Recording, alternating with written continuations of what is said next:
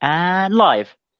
Okay, bear with us, guys. We just need to check the channel just to make sure we're up, and we'll get started with the end of this trilogy.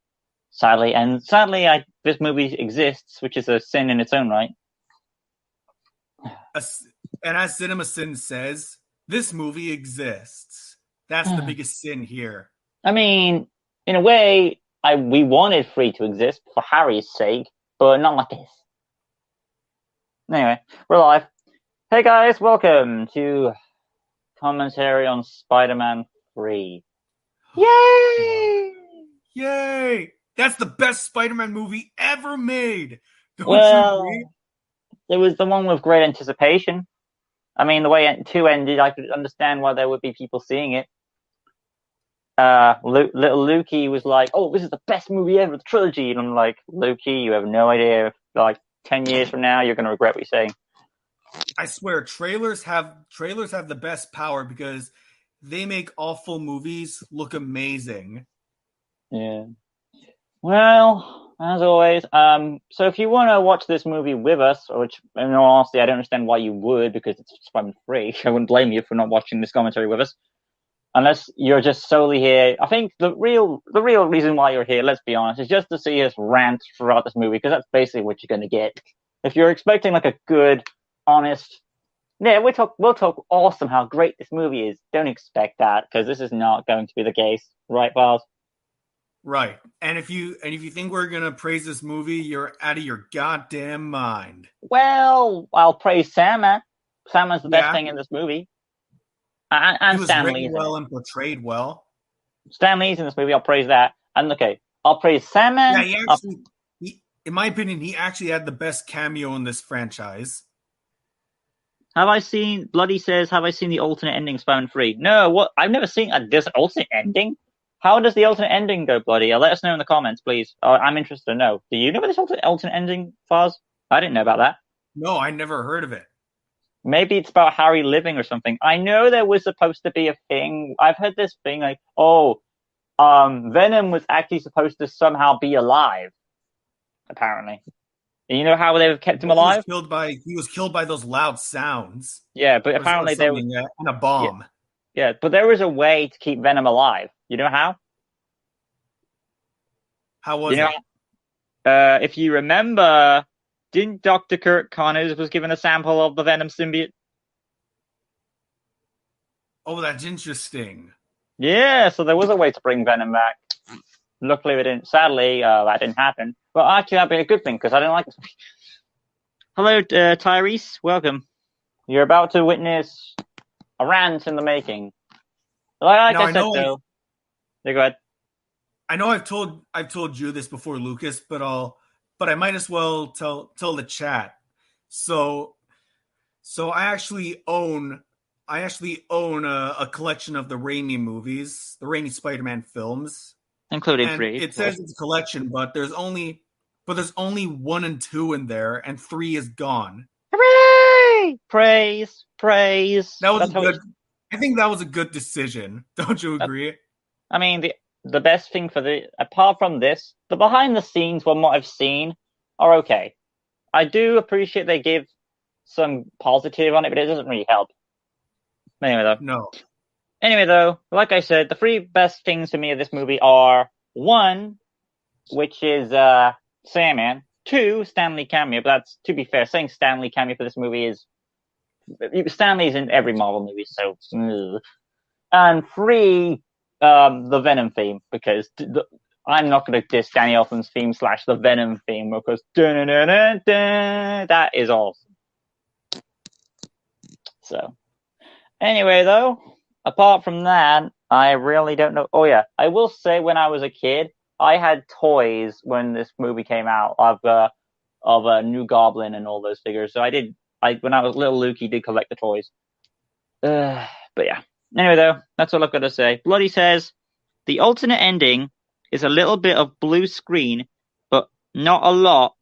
But anyway, it was show the poles falling down into a skull-shaped Venom head. Oh. So it wasn't interesting. It wasn't really much then. It was just some sort of metaphorical, see the symbol as the poles fall down. But in that case, I'm actually happy we got the ending that we got, because we got to see Venom separated from the host but still alive briefly. And then, well, Also, anyway. Lucas, Yes. can you agree with me that Tom Hardy's version of Venom is way better than Topher Grace's? No, that's not really a contest, though. Yeah. I feel like it's I don't feel like I know it's more comic book accurate. Uh-huh. But I know. I'll go into more detail on why. But I Yeah. bet you already know why. I will say that I did think of a good meme for this one, and it was like, you know that part where Tobey Maguire's about to throw a grenade into the ring pole of cage of poles that he made, and then Eddie's going to run back in, right? Kinda. You know, he Not knocks the really. suit off, he then grabs a bomb and he throws it in, right? Oh At the yeah. very end. And then Eddie runs in to get the suit, and then Peter's like, Eddie! And then, you know, I would cut and I'll say, it's Brock, sir. Edward Brock Jr. Boom. That's how I would do a meme for that. I think that'd be awesome. Anyway, though, guys. Yeah, I can't wait to see it. No, that'll be good. Right, enough wondering, guys. It's time to get this trilogy and this torture finally over. So, if you want to watch this movie with us, which again, I would really like to know why. But it's not as torturous as MJ singing. Yeah, so make sure you have your DVD or Blu-ray with us, and if you own a Blu-ray of this movie, question why, and if you own a DVD, why? But whatever. I'm seeing this on Netflix, so I have a good excuse. I do own the DVD, but that was because way back in the past. Nowadays, I would not get it, but I've got it on Netflix, so I don't have to get the trouble of getting that disc out. As for Paz, he's watching this on Prime, I believe. Prime Video. He doesn't own the movie. He just needs to watch it on a website. Yeah, I own the DVDs of only the first and second. That's all I need to own. Bloody says, but someone made a storyboard of what it were. The scene of Peter pulling out Eddie is actually his bones. Ugh, that would have been a bit gruesome. So I think in that case, it's understandable why they changed it. Well, that'd be Was it graphic or anything? I don't think so. Seeing only his skeleton survive. Ugh. I mean, that would have been a good idea to bring in anti-venom. Think about it. Anyway, though, Yeah, like I said, though, we've stalled long enough. We might as well get this over with for both our sakes. So if you want to watch this movie with us again, I'm saying this last time, I don't understand why, but whatever. Get your timestamper past all the menus and stuff, and make sure you've hit play, but go back to the timestamper 0 on your DVD or Blu-ray, whatever, and I will tell you when to press play. Vaz, are you ready? Yeah, almost ready. Right. When Vaz is ready, I will begin the countdown. Or the big countdown in a way. You'll see. When Vaz is ready, guys. There's even a storyboard of Spider-Man 4. Yeah, I've seen those. Here, Spider-Man, Sam Raimi wanted to do the Vulture next, which is a weird choice.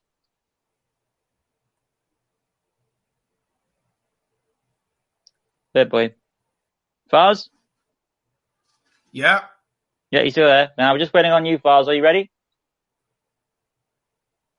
Sorry, I messed up on something. Okay, bear with us, guys. I know you guys are itching to hit that button, but bear with us, and we'll press play when he's ready.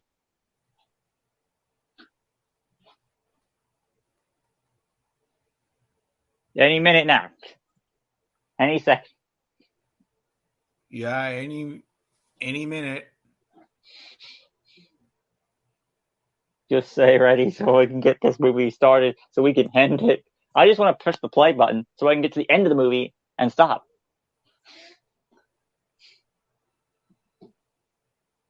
I'm ready. You're ready. Okay. Everyone, please press play right now. Now. Boy. I'm. But at least you get the good Danny Elfman score. Yep, Columbia. And that statue looks a bit different since last time. Now I do like this intro that we get because it's a nice mix of the Sandman original theme and the Venom theme. Don't you agree? Oh, I never noticed that. But you didn't notice that it's a mixture of Spider-Man, Venom, and Sandman's theme in this intro.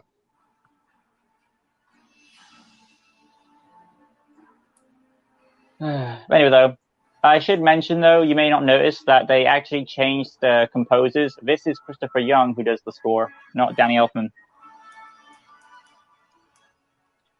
Wait, they changed the composer? Well, after Spider-Man 2, Danny Elfman had a fallout with Sam Raimi, I believe, and they changed it to Christopher Young. But they were allowed to use the Danny Elfman theme because it kind of makes sense. It's like to wrap up the trilogy. So he was allowed to use his music and create the additional themes. So the Venom theme, the Sandman theme, all like the new themes for this movie are Christopher Young. The main theme, or the main themes they've used before are Danny Elfman.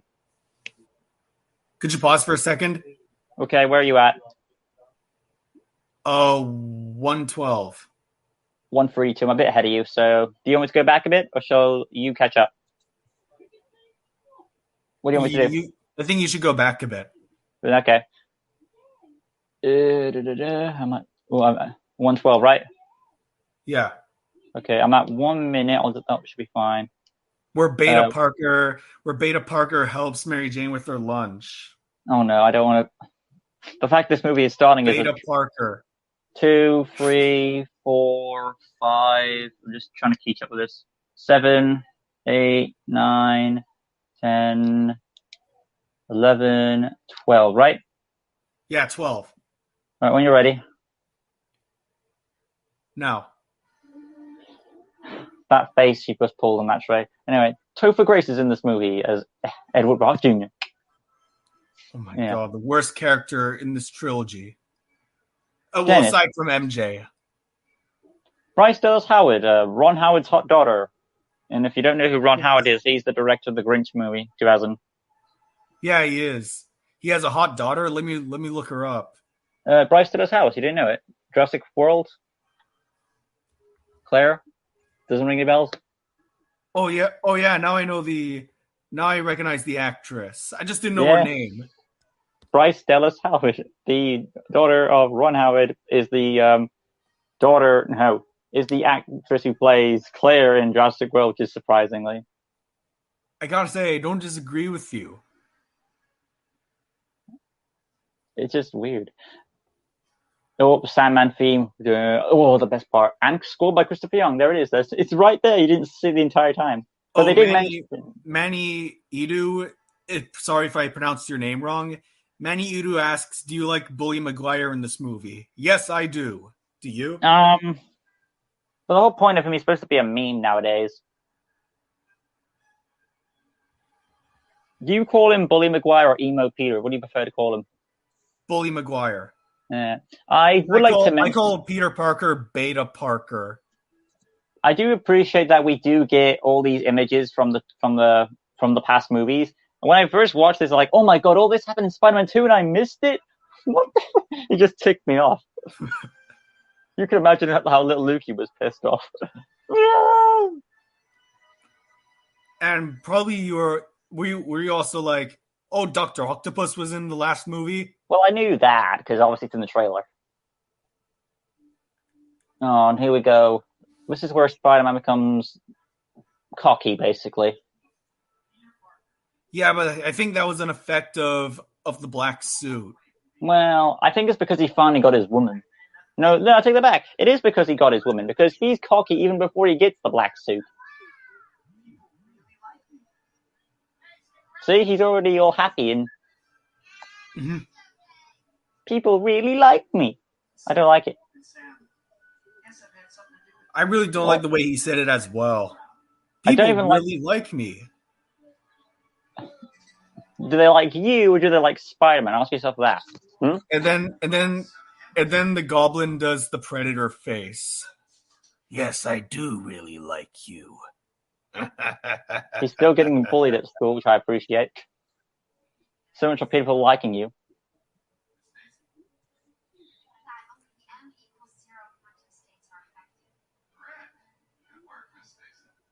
They ruined Gwen Stacy in this. She's just a giddy schoolgirl, just there to smile. Just stand there and look pretty. Her only purpose in this movie is to literally be an obstacle from MJ. You know what would have been funny if we had a scene of if we had a scene of Peter giving MJ the finger with a mannequin hand. Yes. Also, I like that Peter says, "I'm in love with the girl of my dreams." Then it cuts to this old guy. They smile like, "Oh, this person." I mean, hello, my dear. So he delivers the mannequin hand with a finger with a picture of him and Gwen Stacy making out. I do like this start though that MJ gives him a front row seat. So like, hey, in case you're Spider-Man, there's a seat for you. Oh, could you pause it for a second? Where are we at? 5:13. They're really same time. I just need to do something. Phase 1.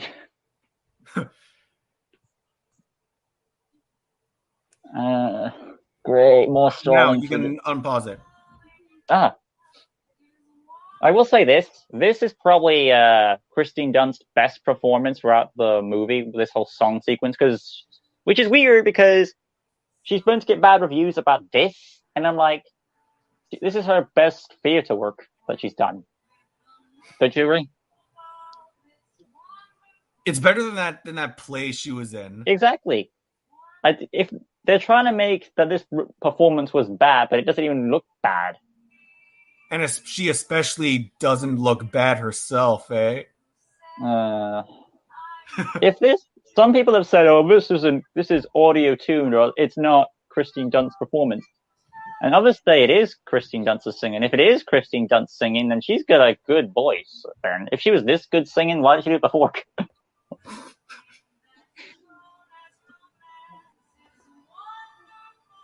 To be fair, though, I will say this: I am not really a fan of this type of music. But the way she's delivering it is on point. That's what I'm saying. Yeah, I can't disagree.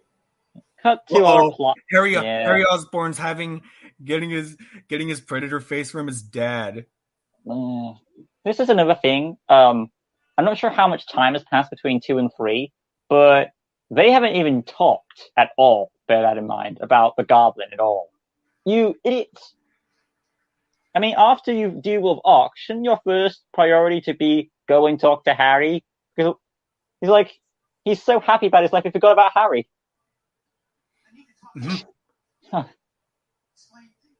Oh, now you want to talk? It's a bit late for that now, buddy. I'm your friend, Harry. I cared about your father. You could have done this sooner. I always thought that guy who was shutting the door was Sam Raimi making a cameo. But it's not. No, it's not.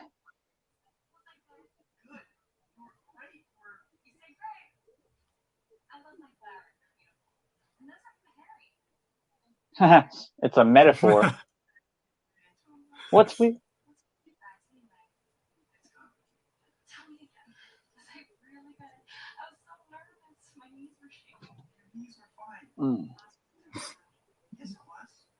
Yeah, why are you with this guy? This is tough. Stop smiling like that. I do like that we get a silver mask here of the Goblin. That's cool. I don't like, because that's supposed to be a reference. Pretty cool. Oh, look, you can actually see the father's suit lie down there. That's cool. I didn't notice that before. But yeah, improvements of the Goblin tech with the Sky Stick, the Goblin board is called the Sky Stick, from what I know behind the scenes, and he's got these new Boomerang devices. I know this because I saw the behind the scenes. Yeah. But I do like his Sky Stick compared to his father's old tech. I have a question for you. What if you saw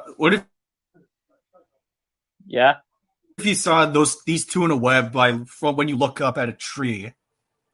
Well, are you saying if I was like a passerby and saw this? Yeah. I'm like, what the?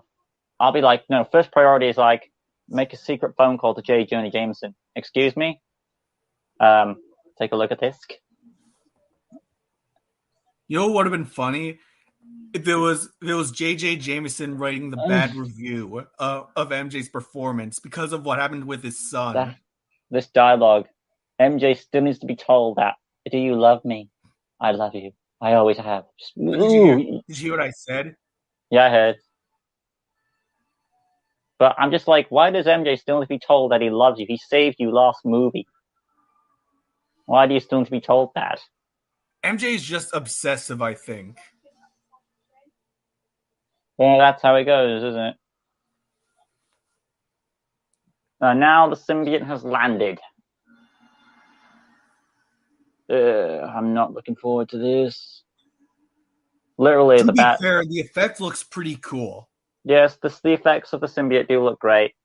And I know but I think they do a better job with the symbiote's movement and how it operates compared to the Venom 2018 movie.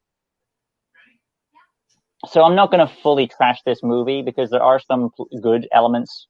And by the way the symbiote covers up the license plate, a cop would definitely check that out. So that's what they would do.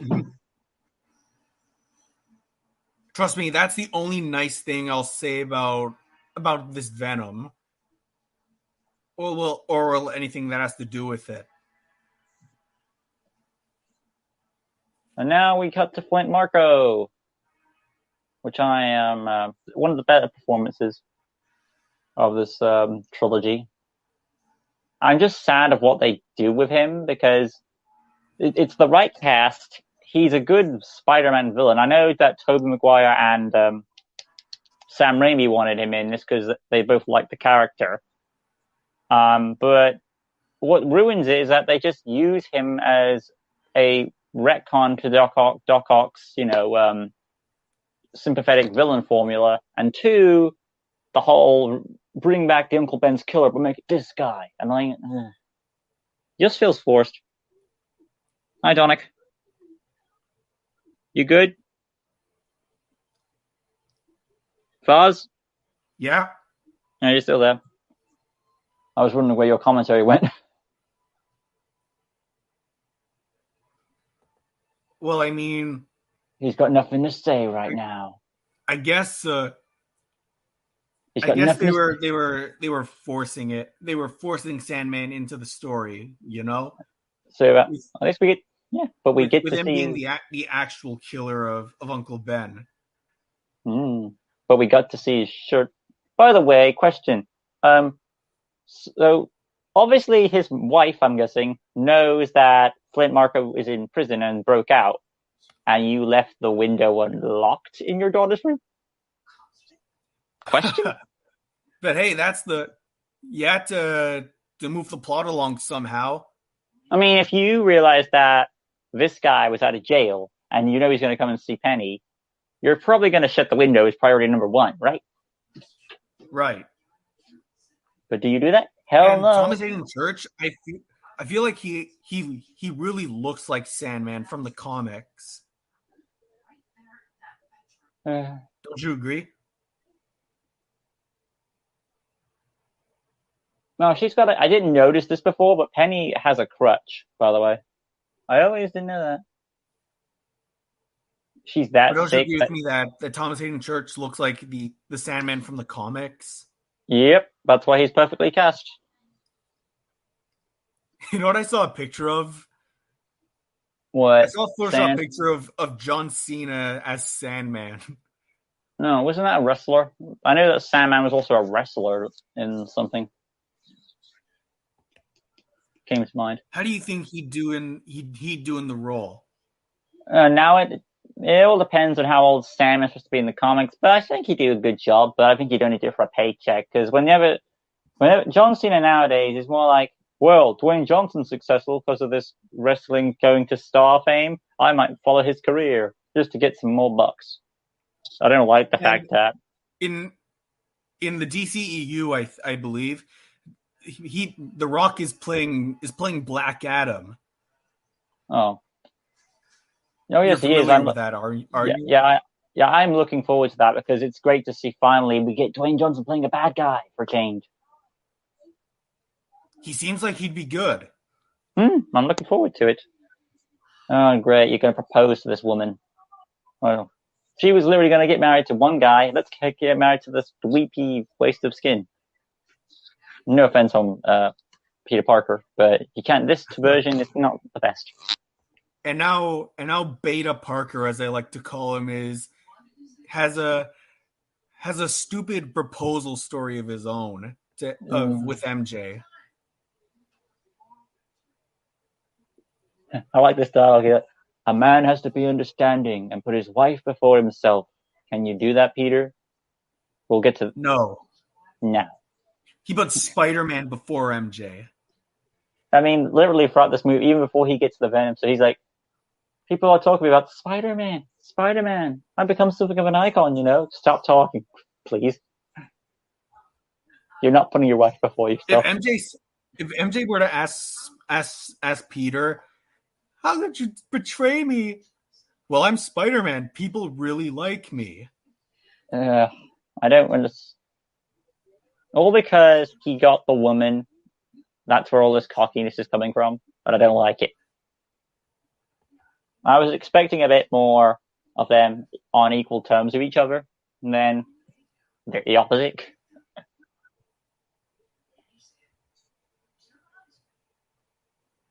But yeah, literally, this is all foreshadowing to Peter's bad choices.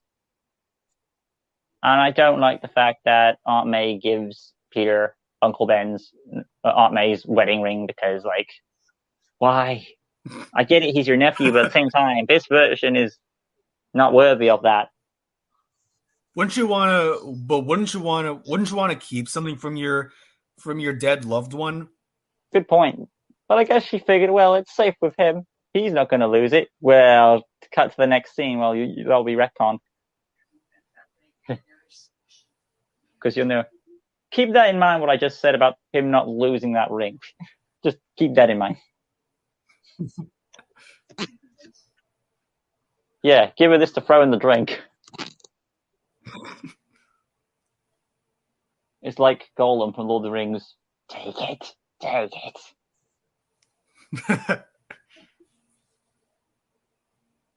I wish Aunt May was there to see him slap MJ, because that'd been like horrible for her. Imagine if the Black Emo Peter. Yes. Imagine. I was just about to say. Imagine if Maguire, he needs to slap MJ in front of Aunt May. Yeah, I was just about to say actually. What if we saw Emo Peter hit Aunt May in this movie? Oh, that would have been even worse.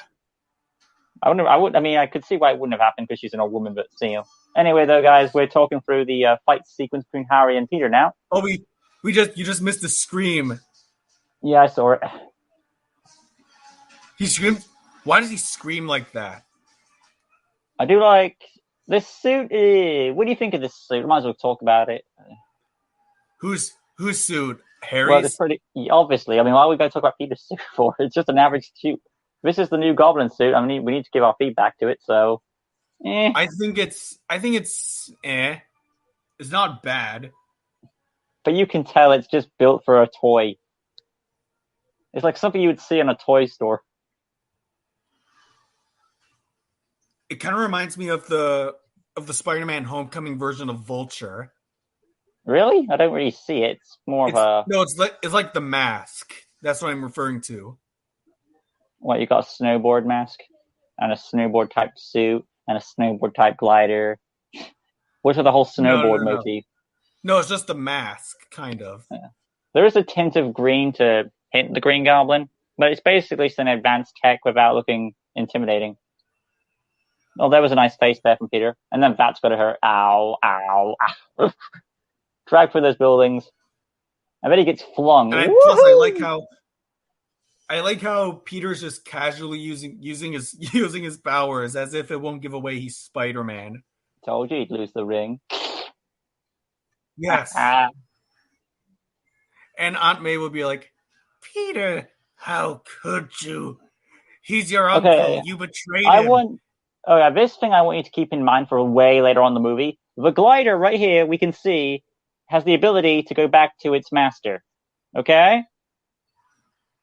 Right? Yeah, right. I just saw it.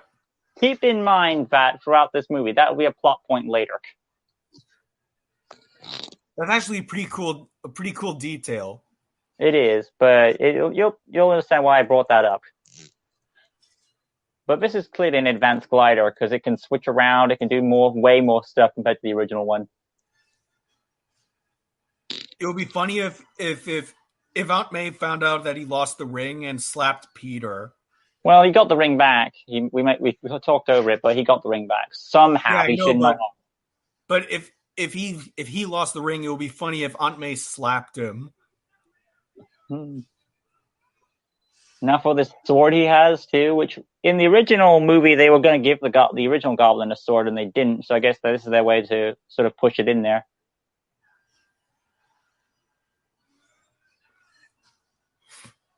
And now we cut sword. Yeah, pretty cool. It's called the iconic sword, literally. And here are the boomerang bombs. Well, not the bombs; they're just like pumpkin boomerangs. They don't look like pumpkins, though. I know, but it's the only way to bring into the. But they explode from the pumpkin shapes. So what else are you gonna call them? Yeah.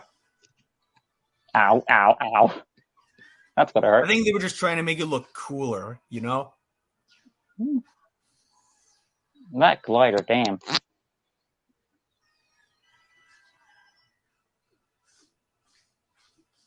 It's like a video game. Oh yeah, true, it is. And then we get this goofy effect. Ow! Looney Tunes. That's funny. That one hit knocks Harry Osborn unconscious and has given him amnesia. Great. But it's good because he won't remember much. Oh, well, I could do a meme for this part. I would edit in where Peter screams, "Harry!"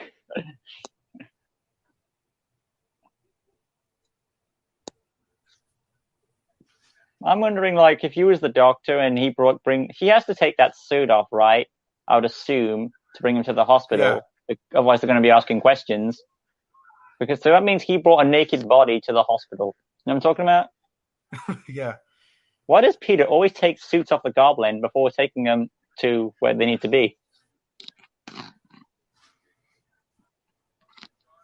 He always does that. He's like, I wonder if the Doctor's like, and nobody. What? Yeah, go ahead. You're right. No one questions why he has that suit on. Well, no, I think. On. Yeah. So like, why you got a naked body? Like, oh, did you? No, I didn't do it. Oh. And now it's time for Whitmark. There he is. Oh, good work, officer. You should give yourself a cookie for observation skill. Oh no, it's a fence. I better climb over it. Dog punch. It takes him that long to climb over it.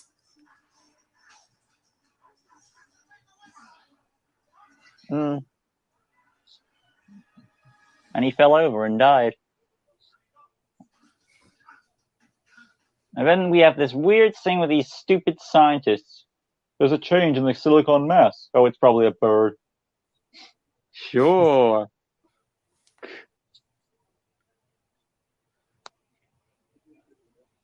Sure, it's a bird.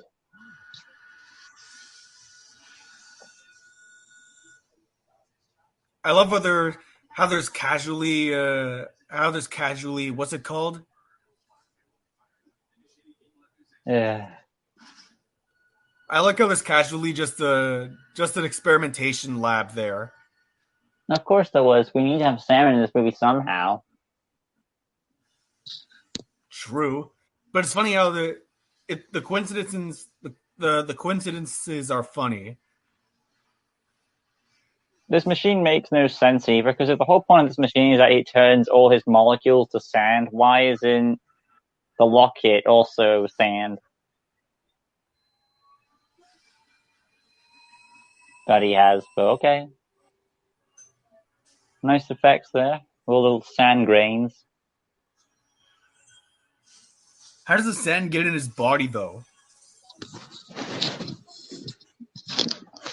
Good question, actually. Movie logic, I guess. He's been Thanos. No! He snapped the fingers. Mr. Stark, I don't feel so good.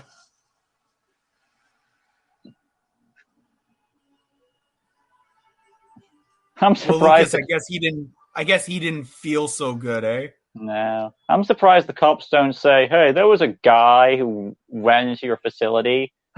that bird we fought. It wasn't a bird. It was a dude. Oh my God. What have we done? Do the police ever get questioned or anything? No one raises fingers or points anything. Oh, here we get some more bullshit.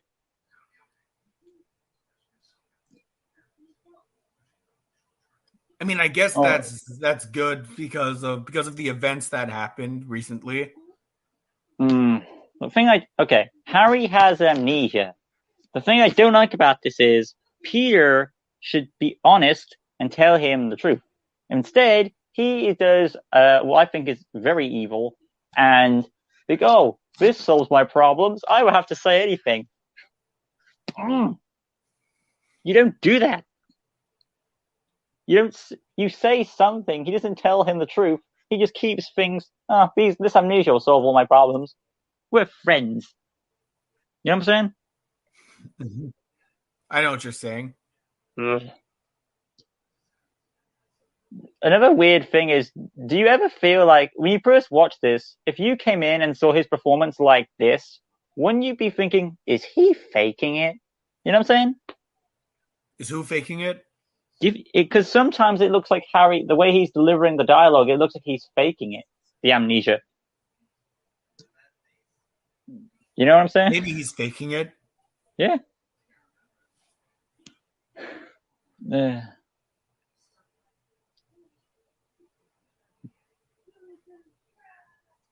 No, not there. Especially you, MJ. This dialogue. It feels like I've been gone a long time, and now I'm back home. Home, and you were all here, and I'm never going to leave you ever, ever again. Oh, what is it? Wizard of Oz?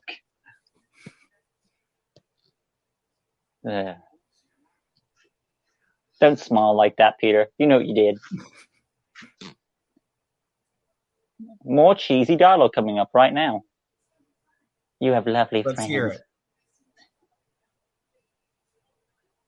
it. I don't want to hear it. I love that smile, that evil smile Peter has. My best friends. Give my life for them. Foreshadowing. Give my life for them. Oh, sure, Harry. You'll do that. And now we cut to the rise of... Yeah, go ahead. This scene is really well animated. It is. It is probably one of the best scenes of the movie, but then again, that's not the competition because this movie sucks. This whole scene is better than the entire movie. Because it's this part where you feel sorry for Sandman.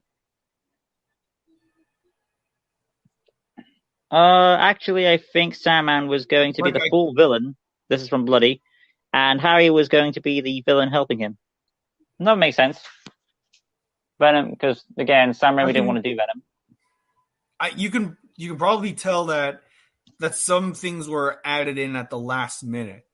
Yeah. In this film. Yeah. There were way too many. And you have to ask yourself, how is this scene in the same film as the meme Bully Maguire? You know what I'm saying? Yeah, it is. I do know from a behind-the-scenes thing is that this type of sand you're seeing is not the same sand from the beach. It's actually something called Arizona sand, which has got more of a rocky course to it.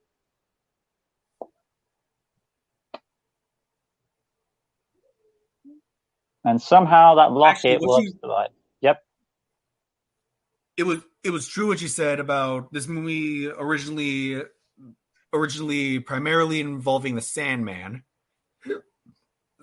Sorry. So there's actually a quote by Sam Raimi about this. Okay.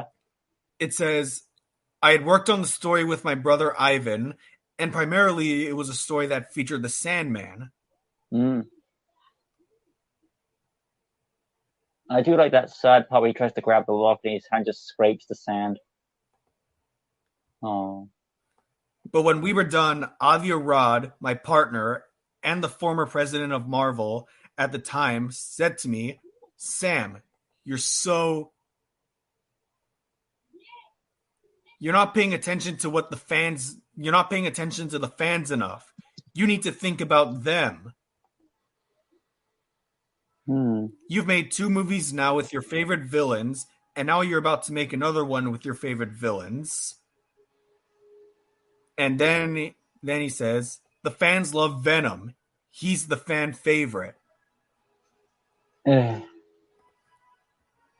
thing is, though, if he does that, he's not going to be that committed to it. The reason why those other 2 movies were successful is because he cared for the character and he was able to put more effort into it. If you give him a character he's not going to care for, he's not going to put that much effort to it. You know what I mean? Exactly. I know what you mean. So that's why Venom was included in this film. Well, I know why he was included for popularity purposes, but at the same time, he was forced into this and it was pressure. You know Avi Arad, right? You're familiar with him. I am. Avi Arad pretty much kind of pressured Sam into doing it. If I was Sam, I'm like, look, I'm going to put Sandman and Goblin in the movie, and if you don't like it, and if you keep pressuring me about Venom, I'm not going to do the film. Just say no. You could have said no. And even Avi Arad expressed guilt about it. My phone is shutting down. I'll be right back. But the thing is, the damage has been done. You get me?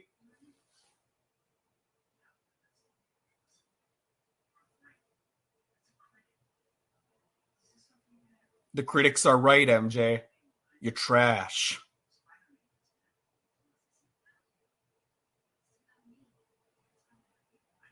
I don't care about you or your career. All right? Screw you, MJ. You're honestly worse than Venom in this trilogy.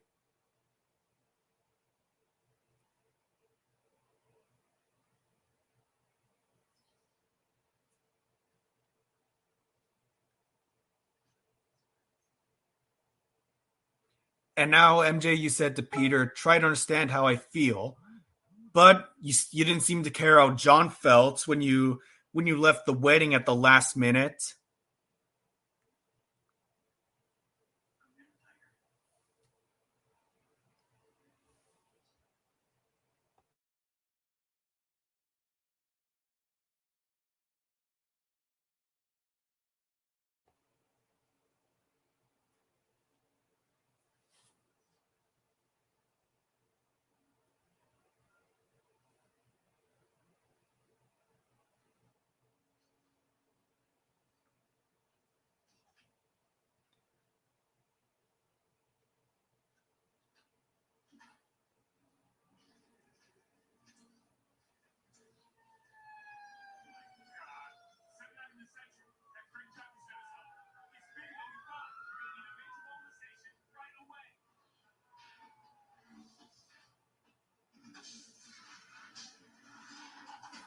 Oh, Lucas, you're back. Just switch camera off, guys. Foz? Hello? Do you hear me? Yeah, I hear you. Yeah, I hear you barely. You want to speak up a bit? Can you hear me? I can hear you. Just speak a bit louder if you can. I can hear you, Lucas. You can hear me now? Yeah, that'll be fine. Right. Anyway, though, guys, where did you pause at, Foz? Oh, I just paused. Now I'm at 3:33. Before we start, then 3:33. All right, but before we continue on, are we still live, by the way, on YouTube? Yep, we're still live. Let me just check. I'm just gonna replug my microphone into my laptop so I can probably hear you better, okay? Okay. What happened to your phone?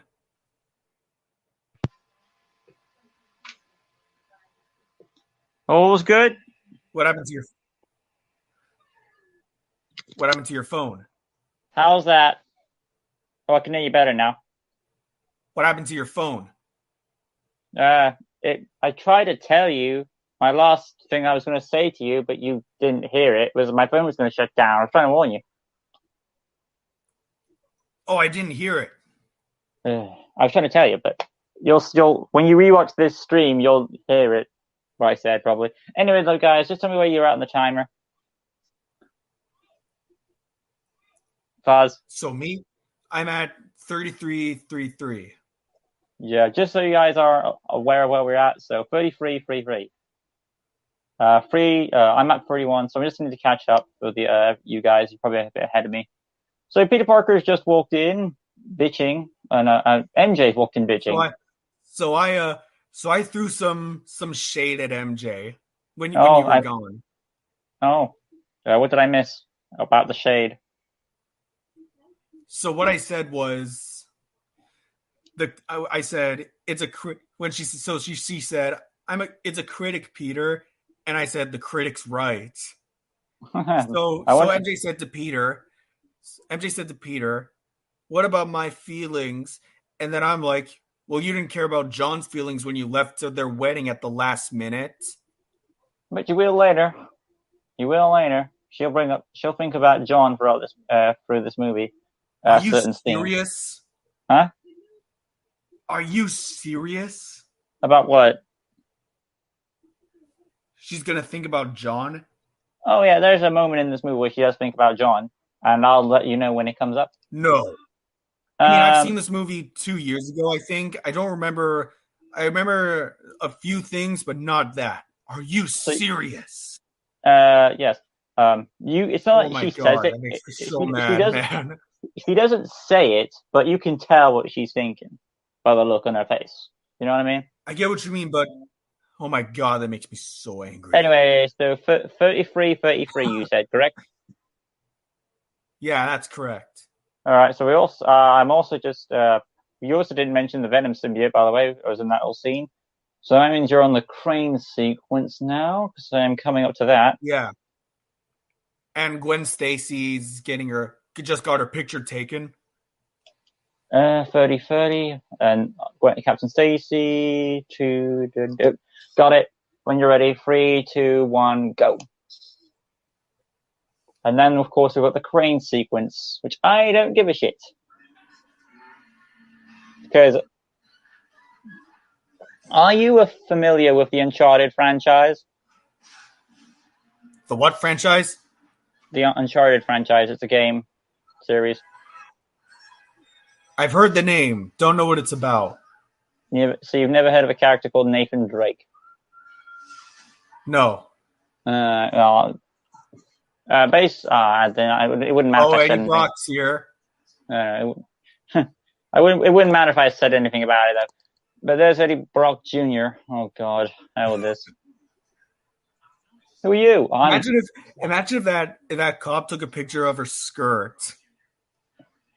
Now, to be fair, Eddie would. That would actually be pretty funny.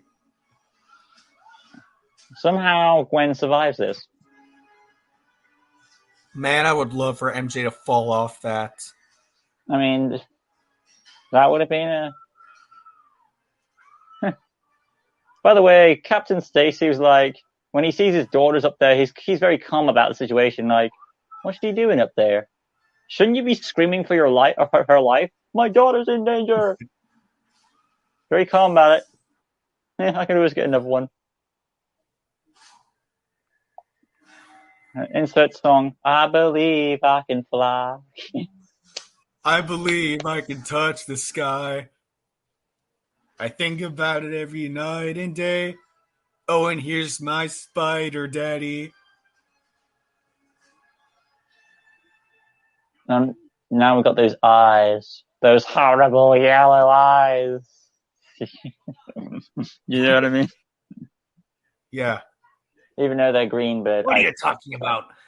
My eyes are beautiful. Yeah.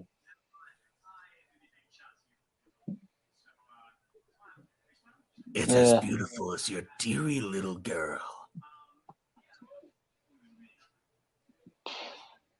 Nobody likes you, Eddie. Well, no one's supposed to like you, Eddie. But no one wishes you were here. I don't want you here. Adam. But I will. Adam stopped by. I didn't see him there. They might read them, but as they are watching the movie, they can't pay full attention to the comments. Bloody says, read my comments. Yeah, we are trying to do this commentary, so thanks, Adam, for acknowledging that. But we are trying to multitask as well. But I will say strong opinions being made in this commentary, and I've been the hip for only 5 minutes. I believe Adam is a fan of this movie. I could be wrong with that. If he is, I'm surprised. Okay.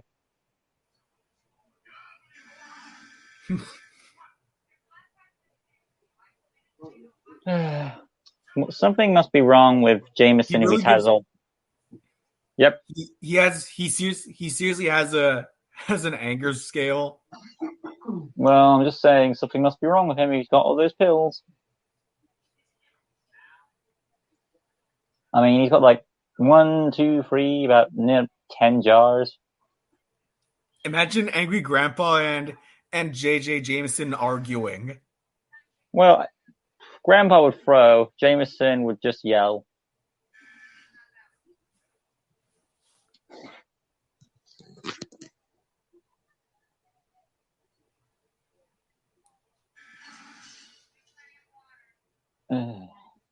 You know, that would make him even more angry. What Don't the you hell? Agree? Yeah. This. I would like to bring up that he said, I'm wearing something called Nice and Easy. And for those of you who don't know, that is literally a lady's hair-dye product. No, don't believe me? Look it up. So that tells us he's wearing a lady's hair-dye product. Oh. Don't believe me? Look it up, type in Nice and Easy. It's actually a hair-dye product for women. Anyway. I am not looking forward. Edward Brock Jr., and I don't give a shit.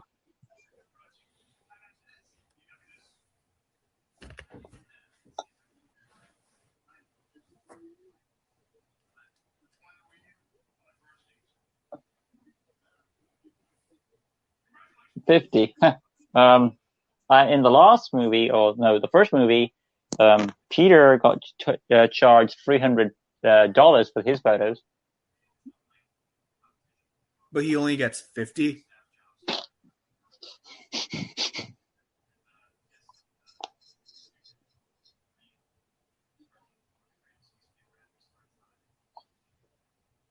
I'm like, if you are so desperate for a job, there are other newspapers in the city, in New York. It is the city that never sleeps. Do you do that? Hell no.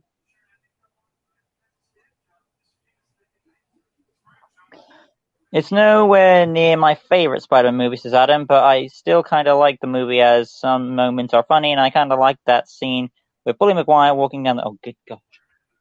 That's true. It has some funny moments. What? You can't be supporting this. There is, okay, I will say this. No, Bully McGuire. I'm supporting that it's I'm supporting that it has funny moments. I'm supporting that claim. Okay, silence right now for your moment of silence, because you know who's coming up right now. Also, it has my favorite quote from the entire Sam Raimi trilogy. You'll get your rent when you fix this damn door. Moment of silence. Adam Fern says. There he is, Stan Lee. That's why I said moment of silence. Yeah, but his quote was, one person can make a difference. Fact. Yeah, thanks for reading Adam's line out. There is one tiny scene of the Bully McGuire I can stand. One. Which one? He has it's okay. It's a scene between Harry and emo Peter, and I'll bring it up when we get to it. Oh, that must be interesting. I'll bring it up when we get to it. It's just one little line of dialogue. Also, this is a bit stupid, them playing basketball in this mansion. This is disrespectful. This is my dad's home. Let's play around in it.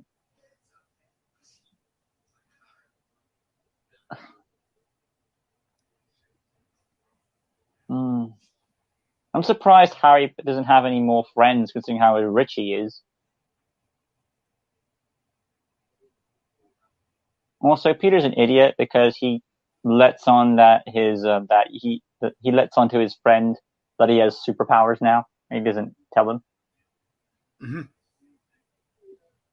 Hello, Willem Dafoe. I'm glad you have a big picture of yourself.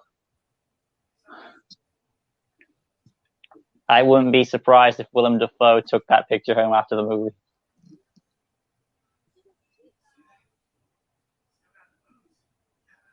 That was stupid, Peter. Also, her agent did not tell her that she got fired, and the security let her in. Mm-hmm. That's got to be a burn on MJ. You see this performance here? It's not as good as MJ's performance. Don't you agree? I think it's... I don't really know, to be honest. But maybe that's why they let MJ in, just to see her replacement. We've got to burn her somehow. It's the opposite of 2. In 2, she had success, but while Peter was in the gutter. Now, it's MJ who's in the gutter, and Peter's with the success. Burn her all you want, man. I don't mind.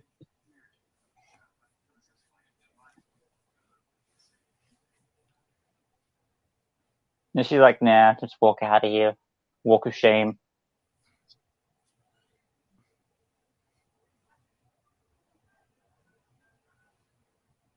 Not your best work at all, is it? Nah. MJ was so poorly handled in this trilogy. You did handle that poorly.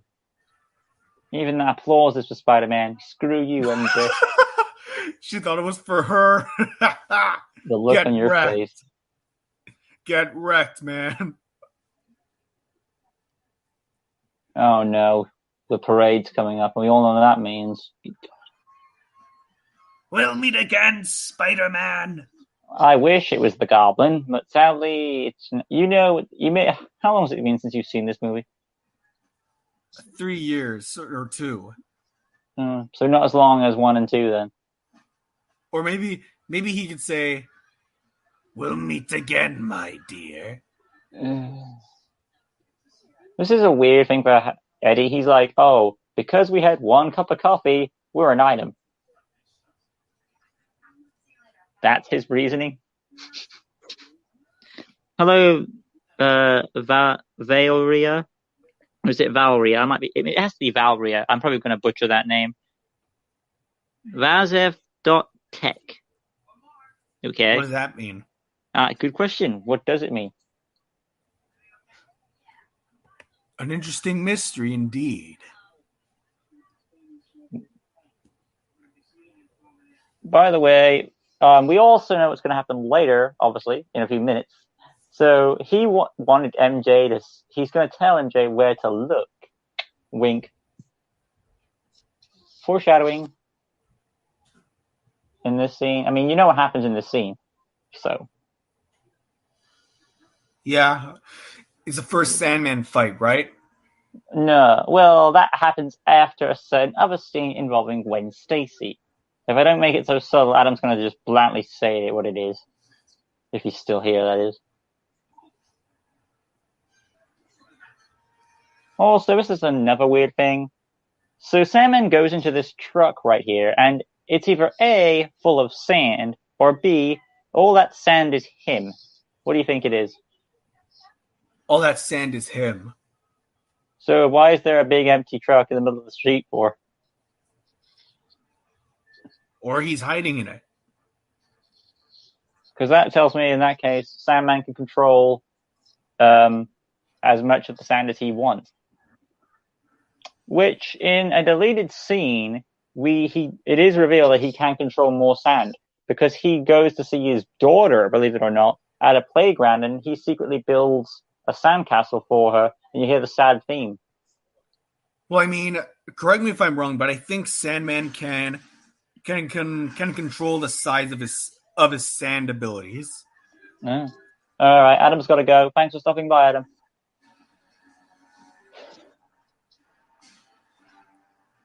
So here we have Mr. Sandman. Screaming women. Cursed. By the way, screaming women is always a sin for Sam Raimi.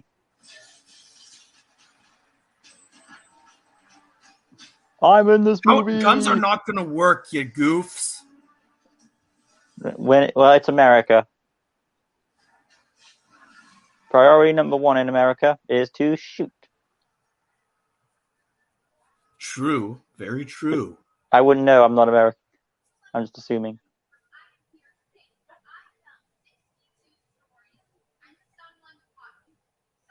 Well, a little more. I would ask for something in return, and it's a bit more praise instead of like being judged by the police. Face for MJ.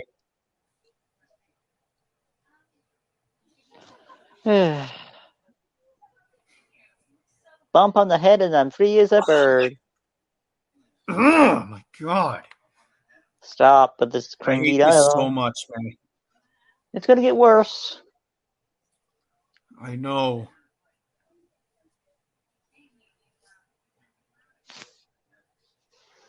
Oh, you can come. Okay, that's weird. She tells Harry about her lot that she lost the job, but she doesn't tell Peter that she lost the role. Why? God knows.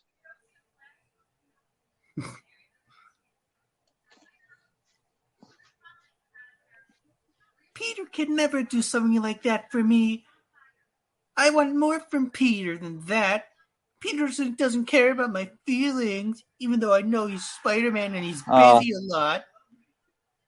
They love me. Stop talking like that, please. Ego much? Yeah. By the way, this is a reminder to one of the most insulting movies of all time. And that is, what other superhero film involves a superhero going to a public event? Usually the city some people in the city would hate the superhero because he's a vigilante. Well, guess what? Okay, you know what other superhero movie involves a public event? It's Batman and Robin. Oh no! Yeah, Lucas, please do not mention that movie. Well, it's not my fault. This movie is referencing it, and also we have this bullshit. I love how the kid's like, no Spider-Man, no. I mean, kid, you're about to hit puberty. Lucas, you are forbidden to mention Batman and Robin. My channel. In the Church of Batman, it's a sin to mention that film. I'll say Batman and Robin if I want to on my channel. Thank you, Adam. No, Adam's not here. If I want to, Faz. Sorry, Faz. I keep talking to Adam so much. Anyway, though, Sandman just flew on by. I'm joking. You can mention Batman and Robin. I don't want that movie is terrible. I mean, would you rather watch Free or that? I'm guessing you'd rather watch Free than Batman and Robin. Yeah. But to be honest, those movies are equally fun to watch because they're so awful, you know? To be fair, you can give me a round of applause because I've never seen Batman and Robin. Oh. You can watch it if you want, but no. I just gotta warn you. I don't. Why would I want to watch it for? It came at the year I was born, and it's an insult already. Anyway, Sandman fight, which is not as good as the Doc Ock fight on the train. And then we have this cocky dialogue.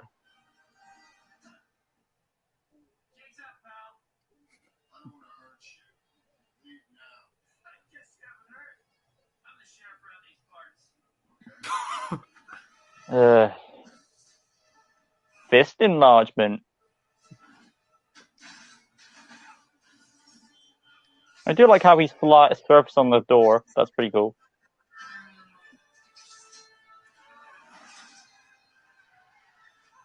Web shots. Which again is pointless because he can't beat sand. Yeah, you can't. And it gives you the ability to have creativity on weapons, but all we get is hammers. That's creative. It's almost like the lantern rings. I know behind the scenes they were going to use other creative weapons like a makeshift drill and a makeshift mace, but we don't just hammers. Really? Why didn't they use them? Because they thought hammers were a better choice.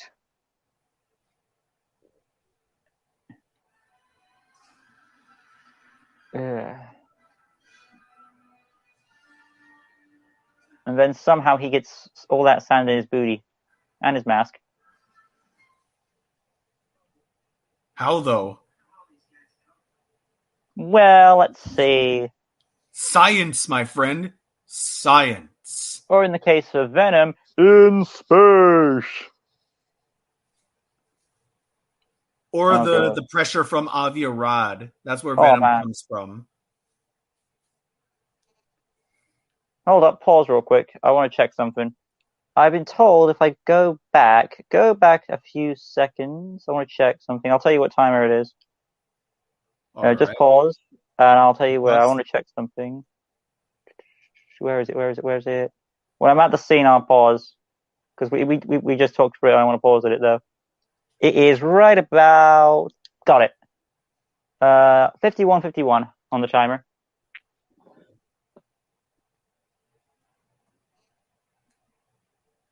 You got it? Just wait a little.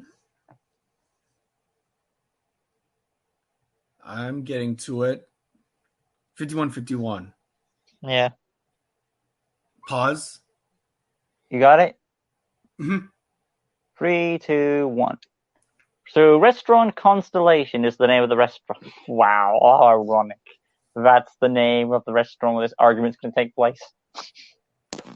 Oh, there's going to be some sort of constellation, you could say.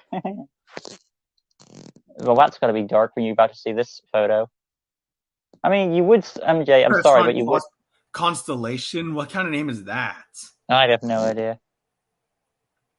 So, should we, I guess we should unpause it then? You can, I don't know why I've already unpaused it, silly. I don't know why you still pause the thing. I'm at 52:24. I just talked over like, oh, MJ, you should be expecting to see that photo. Oh, done there. I'm at 52:24, which is like Peter walking into the restaurant now. So, I guess I'll go to that part. Yeah. While you make progress, I was talking over the scene where MJ was. I mean, I don't know why MJ was surprised to see the Gwen Stacy photo of Spider-Man being snogged. I mean, like, clearly a lot of people were going to take that photo. They literally wanted that photo, and you can't blame Peter for the kiss. They egged him on. Mm-hmm. I mean, okay, you give Peter. The people what they want. Okay, Peter had a choice. Insert quote of the movie and the quote of the second movie. Peter has a choice. You just got to make the right choice, and I think Peter made the right choice by not kissing MJ. Peter made the wrong choice in doing "Go Ahead, Lay One on Me." Damn you! He made the wrong choice by going anywhere near MJ. Yeah, boy. I might make a poll. Are you at 52:24? I'm at 52:43. Why are you there? I told you to stop at 52:24, didn't I? Oh, sorry. Anyway, I have to catch up now and talk over the Bruce Campbell cameo now. Great. I'm not really a fan of this cameo, by the way. Was that 52? How does Bruce Campbell hide like that? What was that? 52:48, was it? This man's like a chameleon. Your time stamper, please. 53:05. Or 7 now. You keep moving. I'm trying to catch up now. First I tell you to stop, then you keep moving.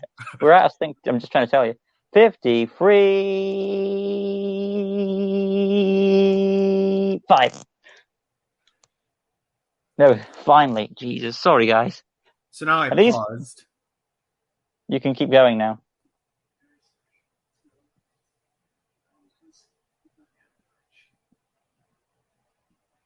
At least the commentary is more fun than the movie. That's not a sin. Mm-hmm. You know, he's right. The French are pretty romantic. Yeah, they are known for romance. Yeah. Point is that Bruce Campbell cannot save this movie.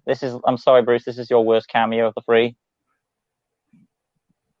But you got to give him props for being able to hide that well. He's doing his best.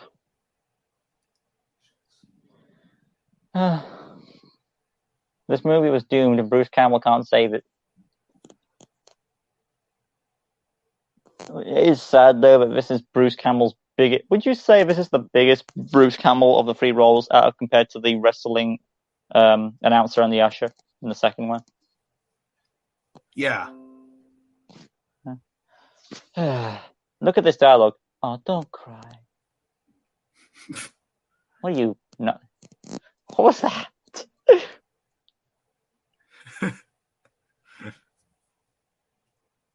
And why a French restaurant? And MJ's like, oh, can you afford this? Oh, that was a bit of a dick thing to say, MJ. After all the trouble he did. Man, you want more, MJ? She's a gold digger. Well, not really, because, like, he's not wealthy. If that was the case, she'd be after Harry, which we'll talk about later. So.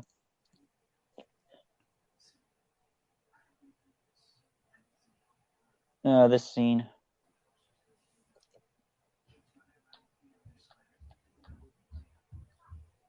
Ugh. Oh my god, this is going to be cringeworthy, eh? MJ's like, you have no idea how I feel. Here's an idea. Tell him. I don't understand why a lot of people don't just tell people their problems. And that's not just this movie. You think they're psychics or something? No, they expect you to figure it out for themselves. Oh my god. Gwen just waves at him in a loving way.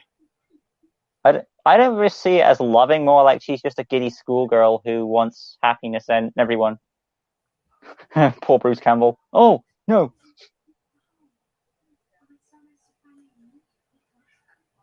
I'm the guy who kissed her fiance or boyfriend, sorry.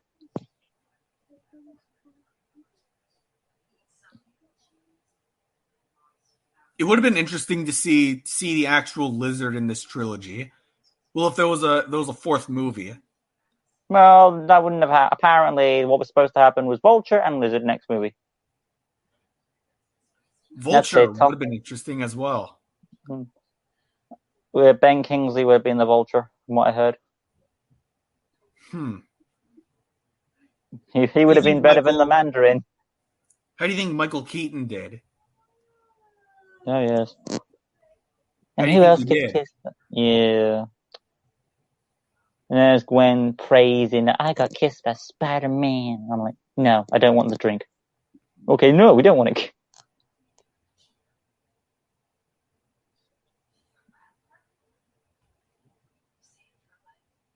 Oh my god, MJ, are you seriously jealous about that? Come on. Here's a better question. Why do you stick your tongue down your throat? That's what you should be saying. Bars.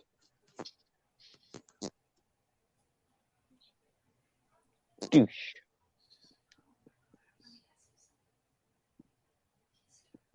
She's just a girl. I don't understand why Peter's talking like this. Spider-Man was.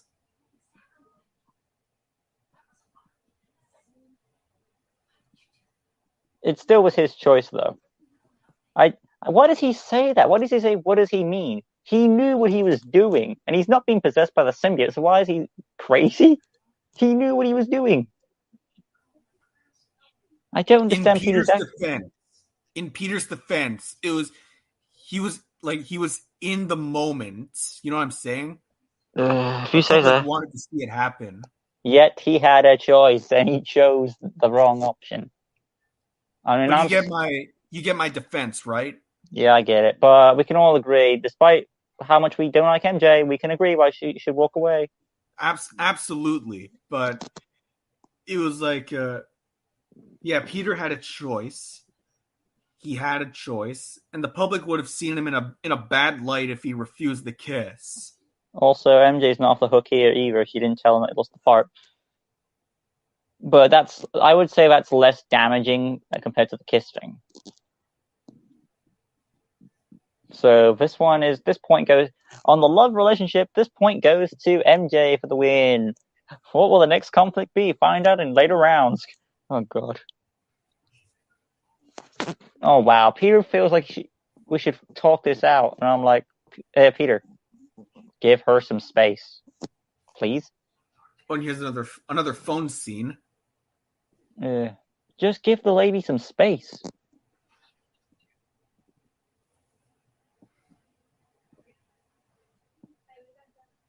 Of course, wow, she was going to hang up the phone. Make your mind up.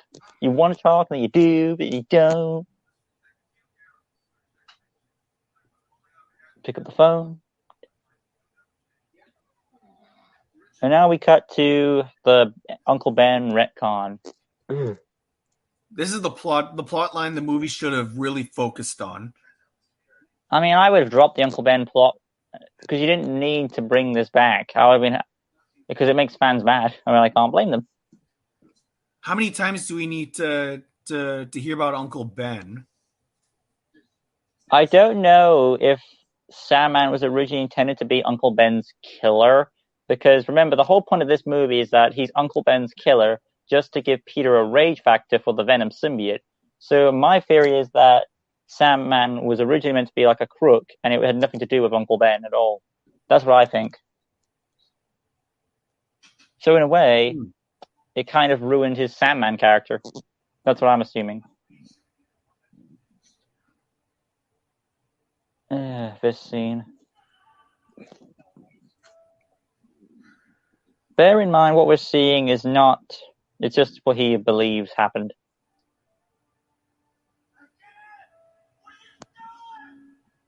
Making drama.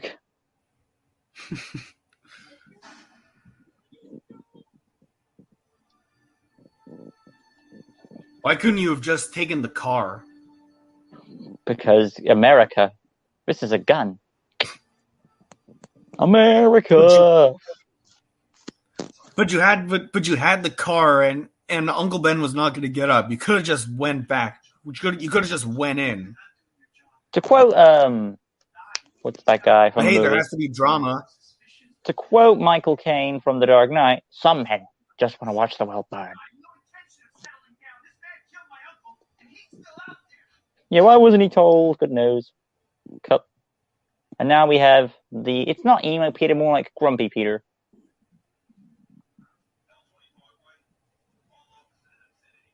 He's just waiting for the right frequency on the police radio for Sandman.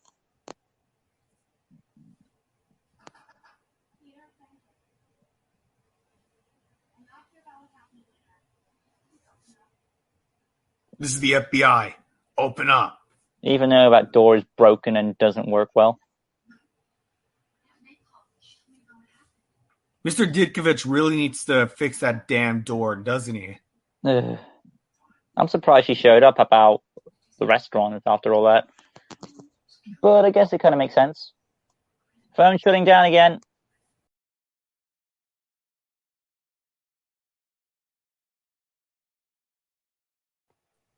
All right. Oh, hey, back. You're back. Yeah, I'm back. So we are going to have to end this for part 1 because I'm having phone issues.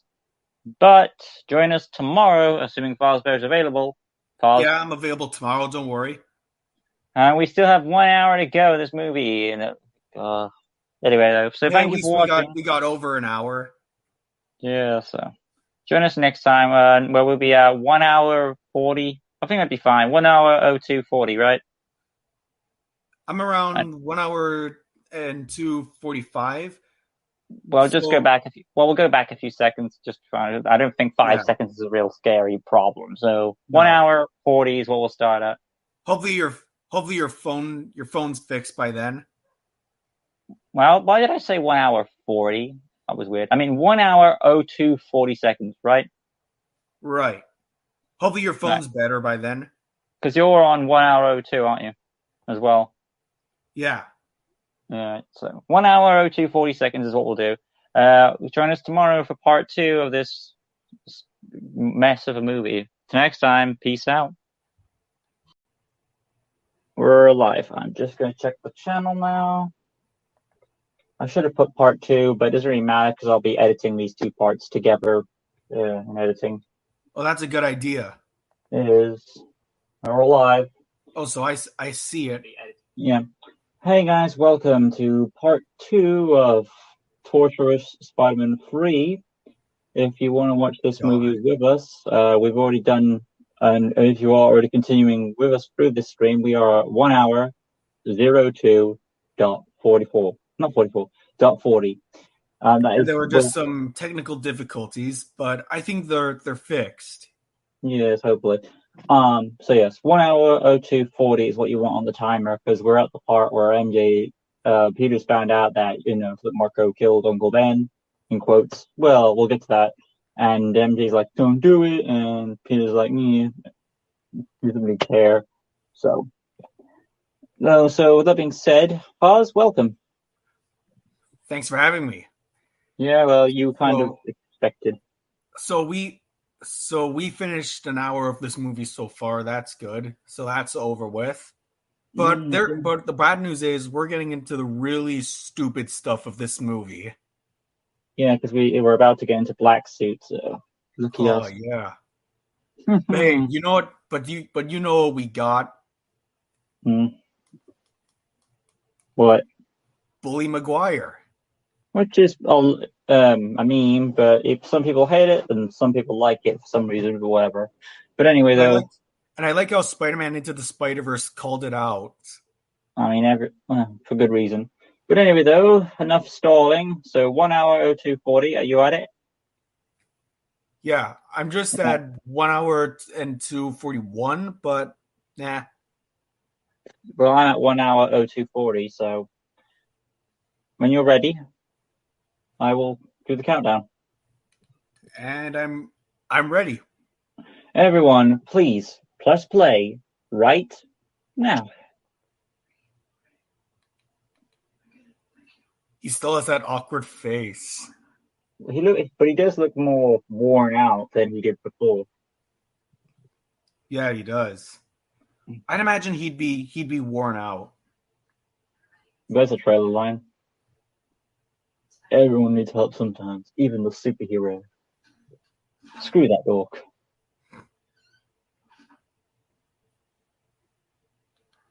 And when she's gone, Peter's only priority is turn up that radio. Where is Marco?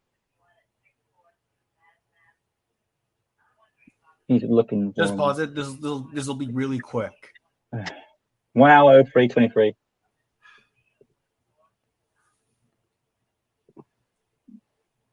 Right. Why'd you pause for?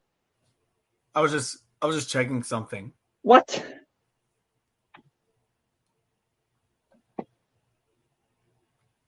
Now When you can start. Are you at 1 hour 03:23? Yeah. 3, 2, 1.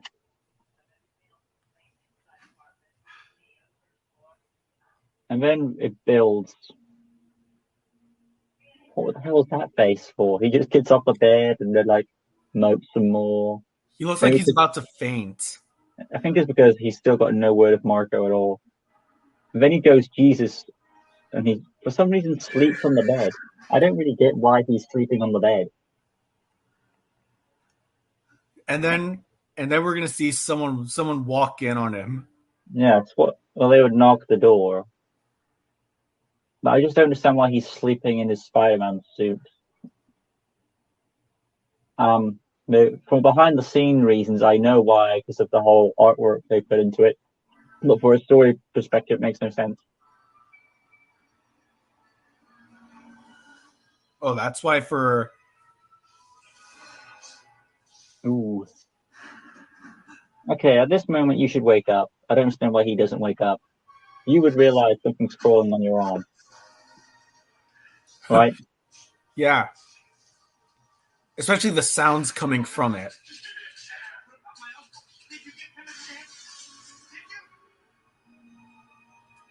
It is weird though, because in this it's supposed to be the black goo is supposed to cover his suit and be his suit, but in this it's two separate suits.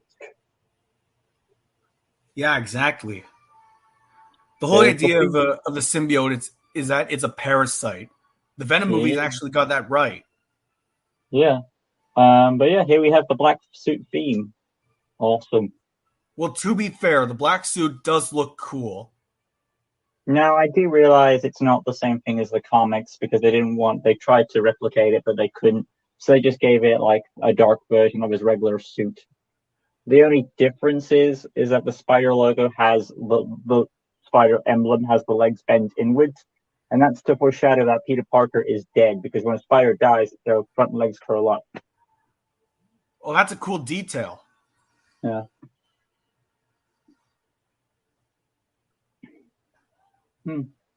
So. Also, the whole thing with the skyscraper and him hanging upside down is basically a reference to the 90s cartoon where he got the black suit. Oh, See, it there's actually that little it sample. looks like that's a pretty cool shot.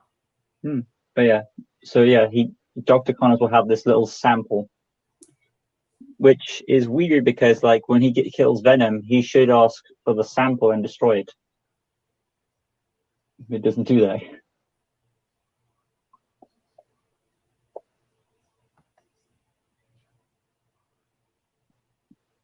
Bullshit in this movie because we see him take it off with no issue.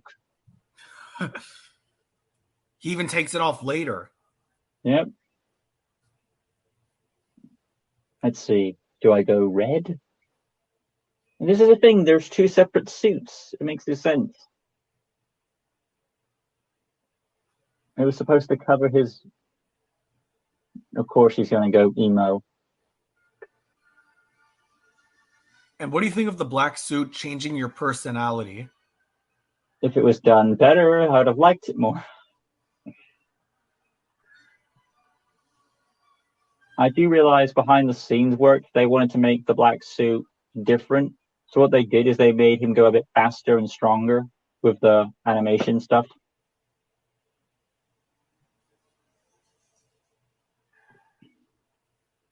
And of course, Edward Brock Jr.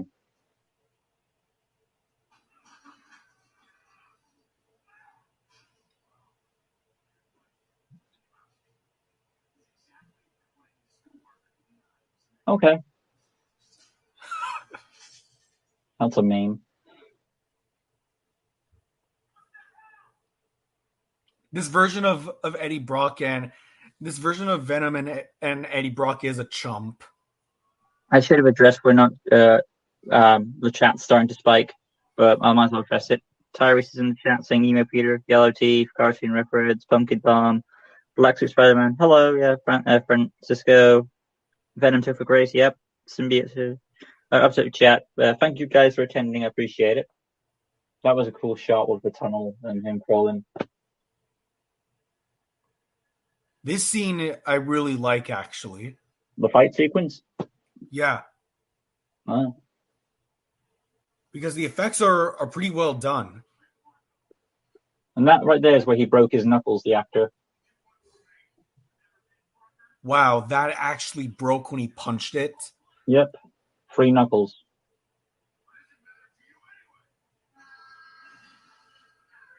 Shouldn't have said that.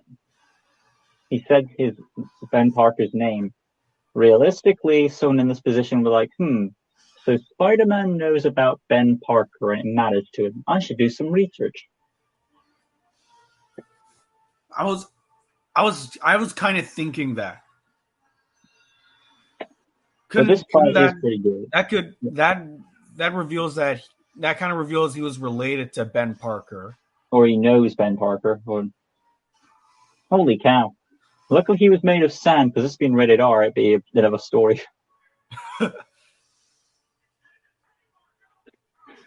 When I first watched this, I thought he said it's kind of pain, Marco, but actually said it's time to pay. It's kind of pain, Marco. That's what you thought he said? Yeah, when I first watched this movie. But he actually said it's time to pay.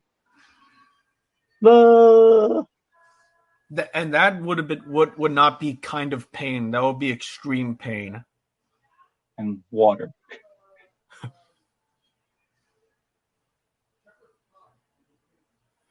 Mr. Stark, I don't feel so good.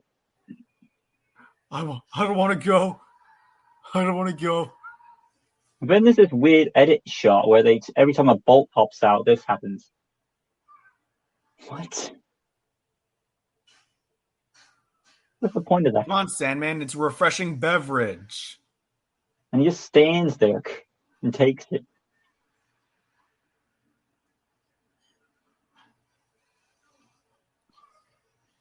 And then, of course, the line is coming up.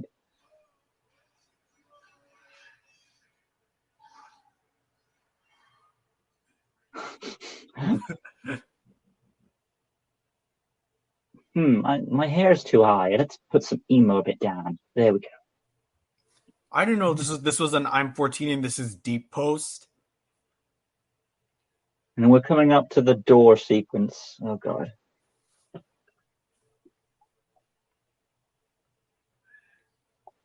Oh yes, this an iconic line's coming.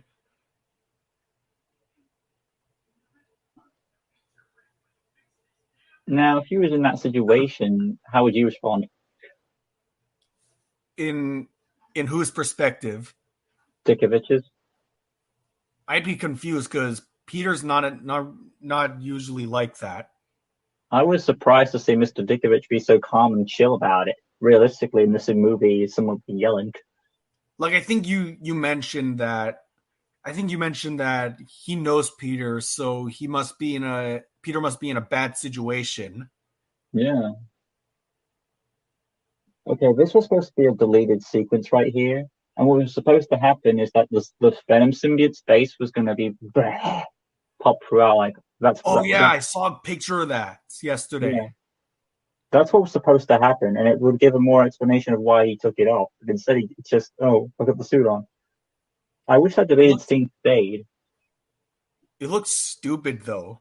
The face. Yeah, but at least it would make more sense why he took it off at that point. That it was still in it. Because if you saw that Venom face in the mirror, then you would take it off. Mm-hmm. It doesn't make sense for it to have regular teeth, but Eddie's have sharp teeth.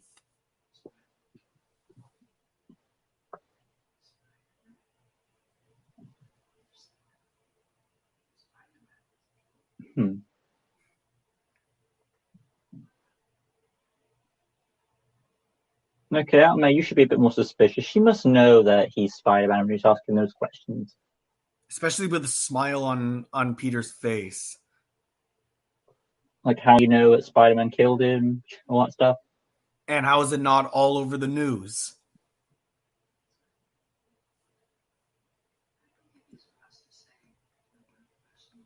He kind of deserved it. What?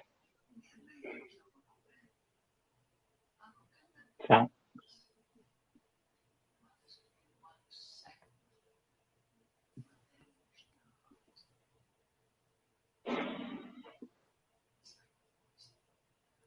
What are these message retracted things in the chat?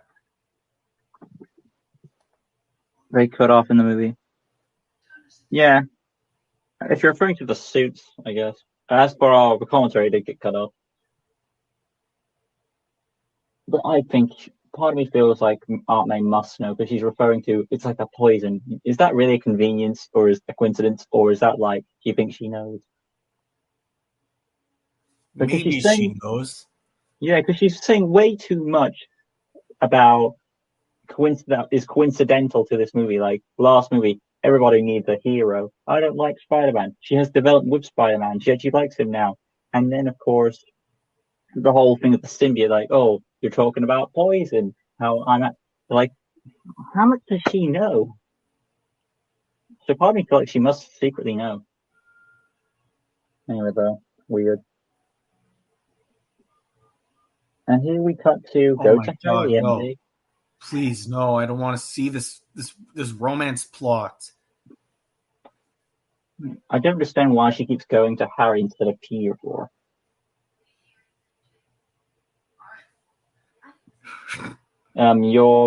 You've got a Harry's boyfriend. picking up Norman's predator face. Maybe she's trying to give Peter some space, I guess, because of what happened. But don't you think he needs the support? But instead, she's dating Harry. Not dating, but just seeing him. I don't know if you know this, but that is Bill Paxton's dad playing the butler. Who's dad? Bill Paxton. Never heard of him? No, I never heard of him. He was in famous movies. He was in Titanic. He was that guy who led the expedition crew. He was a famous actor before he passed in his 60s. No, thanks. Listen, I'm really sorry for what happened earlier. I should have yelled about that door. It was nothing to be angry about. I'm glad these two worked it out.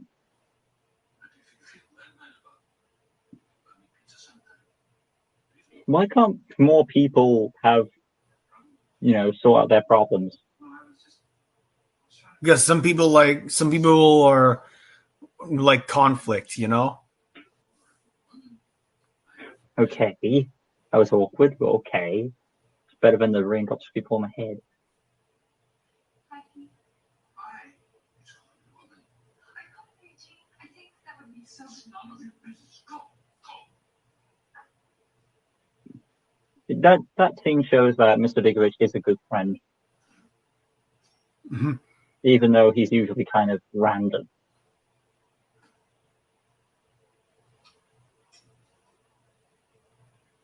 Then we have this awkward, out-of-place scene for no reason. We're about to get into like something that makes you question everything. Like, why is this in the movie? No, I question this whole movie's existence. Here we go. Just cut this scene out of the movie, please. It doesn't need to exist. Like, why does this scene exist? Because nothing really is happening here. It's just Harry cooking, and I'm like, I don't really get it. With some energetic music playing. And I don't understand what's the purpose of this. It's just watching these two idiots jaunt around like jackasses, but I don't really. The plot's not. This is just pointless. Filler. You could develop your characters. No. Stop going on. You could develop characters.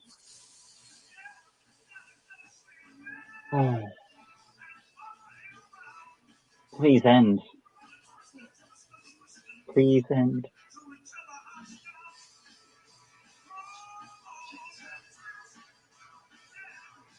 Just end. He's just slamming it in MJ's face. Do you agree? I have no comment. I would have just edited the movie and cut that scene out and put it at here. I can tell that you really want this to end. No shit.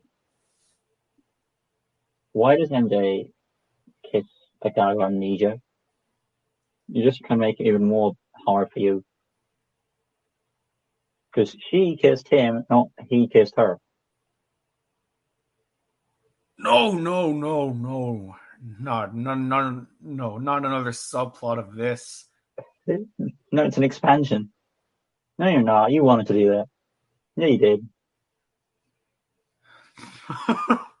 You know. You did it, Harry. No, actually, MJ went to him. It's not Harry's fault. I blame MJ for that one. You're such an idiot, MJ. Time to go. Wow, he just chucks his jacket on the ground. He goes, booze. That's all it took. It's about time you woke his memory up. Hello, my dear.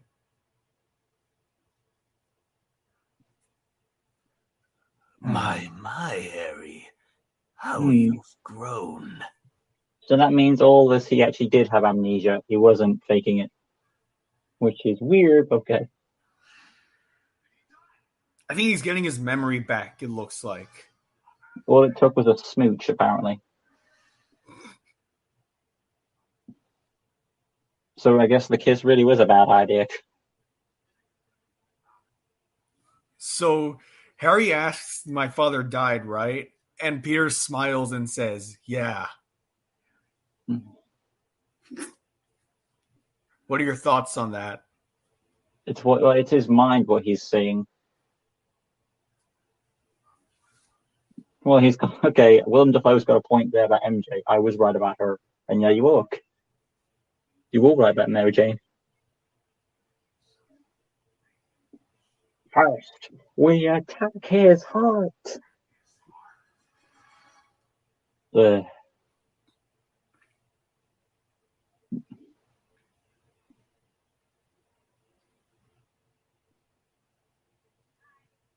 Harry should say, hello, my dear.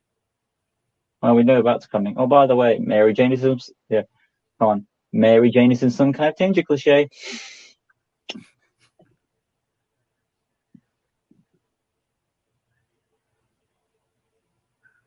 Well, now she feels bad because of what happened with Harry.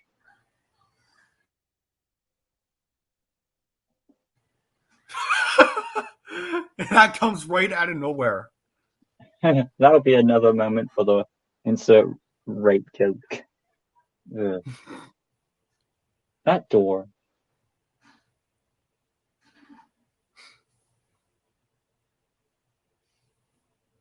I know you want me, 'cause you're my beautiful, dearie girl. Yeah. There, I completed your joke.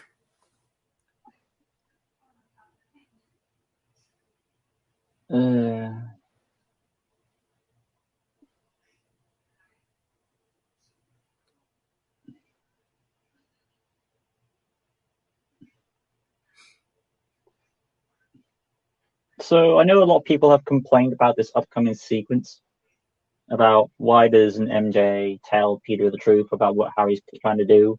Because like Harry's over there, he's got his memory back. Beat the shit out of him because Peter can handle supervillains, right? Yeah, exactly. So But it just leads to a cringeworthy scene. My only defense why MJ doesn't tell is because she doesn't want Harry and Peter to fight each other because they're supposed to be friends.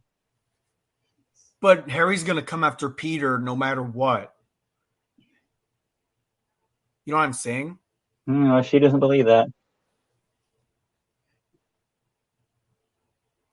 More drama. This whole movie doesn't work. I wish that's how it began. I wish he stayed. You know what, MJ? I don't want to see you anymore either. You get me? Aww, it's all about you. He wasn't there for you, really? After you found out his secret? Then tell him. Duh.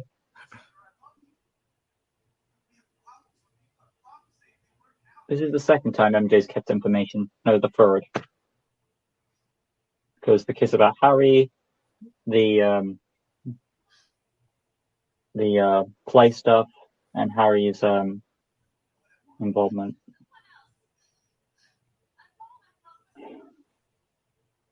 Oh, Again? the Goblin. Hello, my dear. Insert the Goblin. That's the second time he said that. So Peter asks, Peter tearfully asks, who? And then the Goblin comes up on his hoverboard and says, this girl's fine. And then pushes Peter off the bridge. I'm like, That just feels like a Hello, my response to dear my MJ. meme. Because when I did the meme, oh my god! If you saw that shot with that cafe, it said Jane Street. I'm like, what? Jane Street? What street? Jane Street. That's what that sign said. Oh, Jane Street. Because Mary Jane did it. Well, that's contrived. So Goblin would be like, "Well, MJ, I see I made an influence on you. Now come here. You know what I want."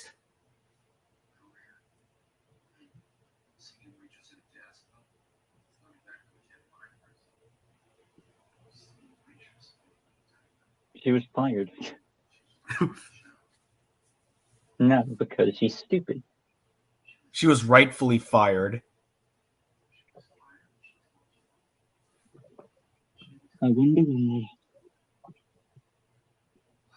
So MJ's talking about is she talking about trust or something? She expects him to figure it out on his own. Wow, MJ must think Peter's a psychic. Well, he has spider sense, but he can't sense. What is with Harry's eyes? They're lazy. Don't cry, seriously. Every second, Peter's crying. His eyes are so watery.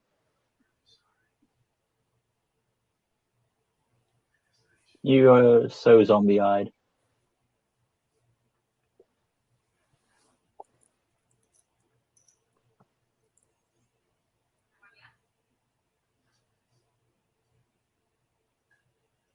Instant KFC cameo. So good. And then Harry will now pull a Batman. And then That's the best shot ever. I like that there's this dude in the bar who tries to turn around like, what are you staring at? Or better, how about this? Maybe if that guy turned around because Harry secretly jumped on the ground. Like, what are you doing on the floor? Okay, this scene right here, in the deleted scene, the reason why Peter turned is because the suit actually was trying to talk to him. Really? The suit was trying to talk to him? Yeah, that's why he turned, but they took out the audio. Like, why are they deleting all this cool stuff? That actually would have been so cool. It would have been like a comic accurate Venom, you know? Oh, God. Oh, we're coming up to one of my moments that I'm looking forward to. But you get what I'm saying, right? Yeah, I do. Emo Peter. How did Peter get here? He knows where he lives, come on. But how so fast? Symbiote.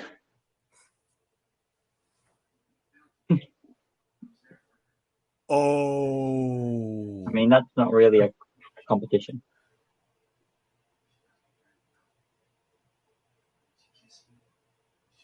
What?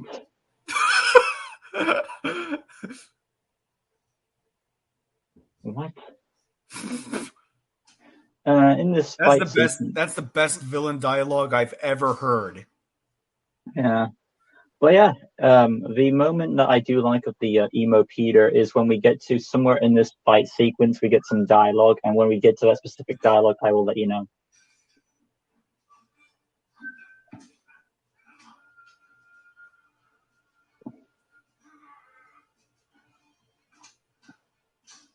Break Want to them know off. something? I actually think this plot line of emo Peter could have been done well.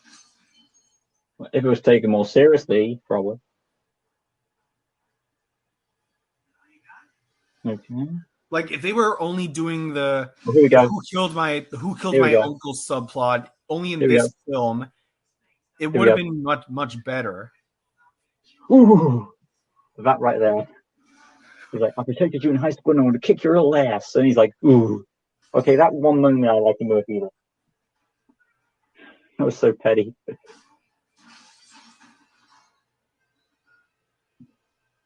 I think you're losing the fight, Harry. What the hell was that face? I don't know. I think it's because Harry realizes he's losing the fight.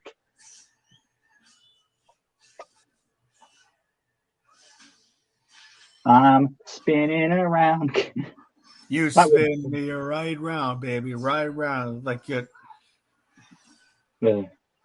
When you saw when Peter jumped in the air, there was clearly a wire there. Yeah. Ugh. I'm trying to convince you. You took it from me. Aw. He despised you. Was he?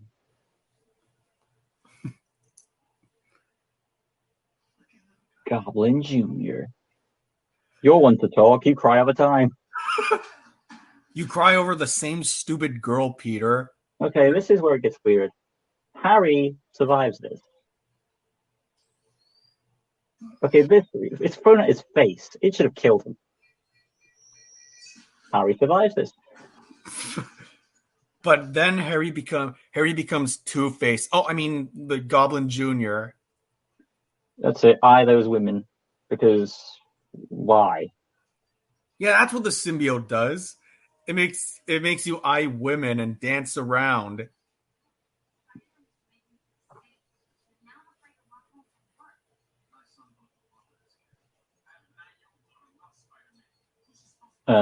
Superman would be good.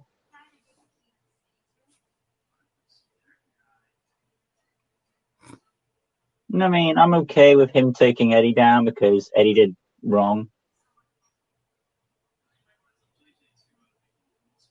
So I'm okay with Emo Peter taking Eddie down because he deserved it.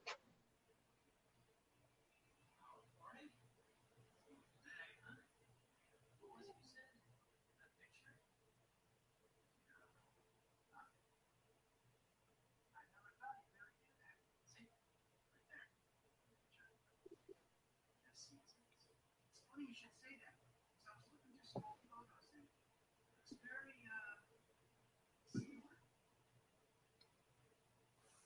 similar. Later on, they say, this is Black Suit Spider-Man. But this shot here is Black Suit Spider-Man. Mm-hmm. Burn. Foreshadowing. What? He You said, want get forgiveness? religion. Get religion? Which is foreshadowing because he actually takes Peter's advice and goes to a church. Oh yeah, I remember. I wonder why. If these are consequences, bro.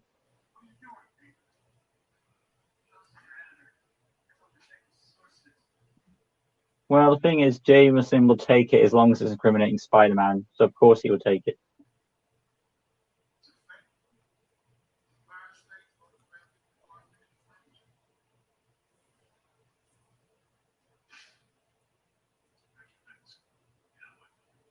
I don't think, like you said, I don't think J.J. Jameson would care because, as I said, it's an incriminating Spider-Man. Now we go. Yes. No. Yes.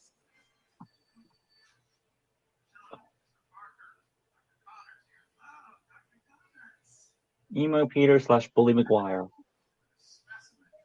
The question is, how much of this is the symbiote and how much of this is Peter? I don't know. It's like, I don't think that's how the symbiote works. It doesn't make you eye women and dance around, like I said. Ugh.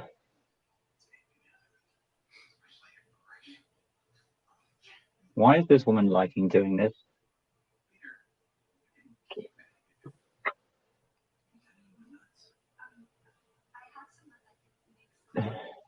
Stop.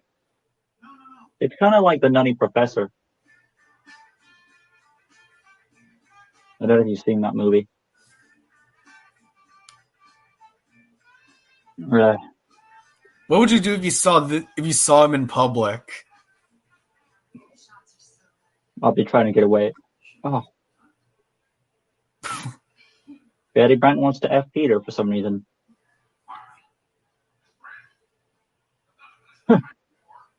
But I would walk away.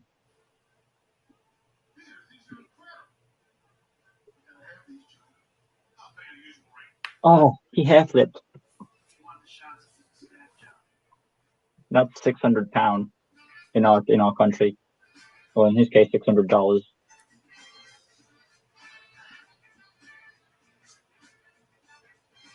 He's sitting at my desk. Stop flicking your fingers, please. I'm surprised J.J. Jameson didn't yell at Peter.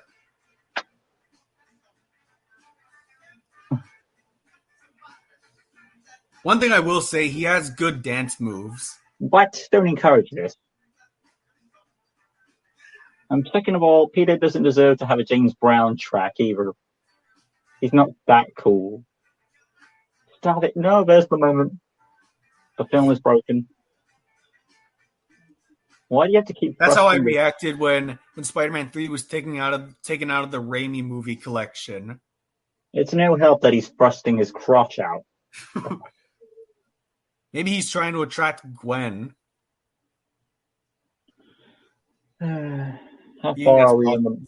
You think that's possible? Yeah, probably. We've got 43 minutes left. Sandman's back in action. Here's the thing, Sandman. Here's a wise move to do. Peter thinks you're dead. Why not take the money and leave? No, you're not going to do that, are you?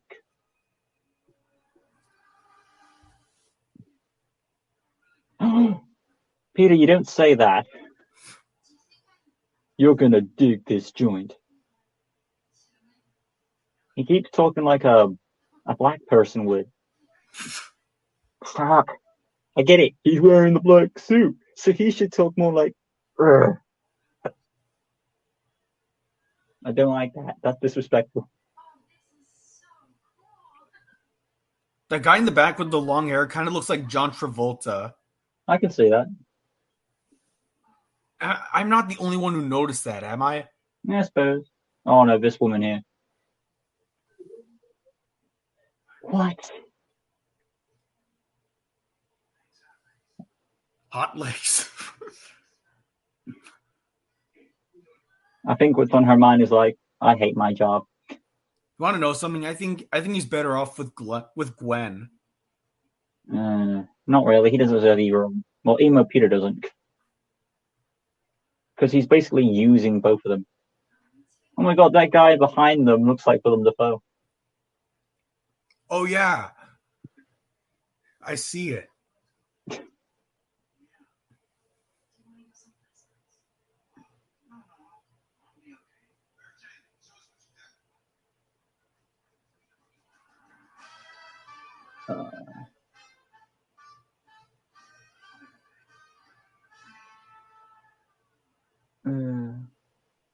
Now this is the worst part of the movie. The dance sequence. Oh, the symbiote also gives you skills at piano. Realistically, if this happened, you would throw him out. But no, everyone, for some reason, gets into this movie, or into this dance, I should say. Like, I don't blame them. Those are some sweet dance moves. no, realistically, the band should stop playing and they should throw him out. But no, everyone just claps for this. No. What was that gust of wind? And then more black talk. Oh. Stop, please. That was cringeworthy. Now dig on this.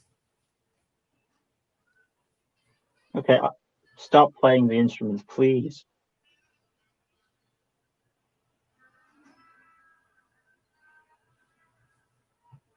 Stop playing the instruments. I agree that they should throw him out if this was more realistic. But I think this is I love that this is a middle finger to MJ. I get that, but at the same time, no one likes this sequence, and I don't blame them. No shit. Yes, you should walk out and leave. No shit.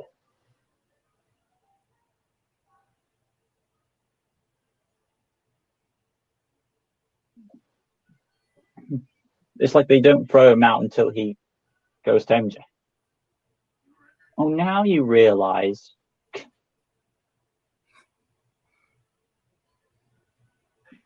I didn't want to hear her singing again. Burn.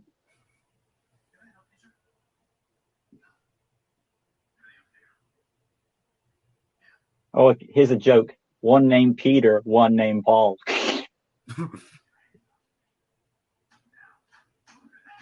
Okay, we're about to come up to a sequence I was referring to.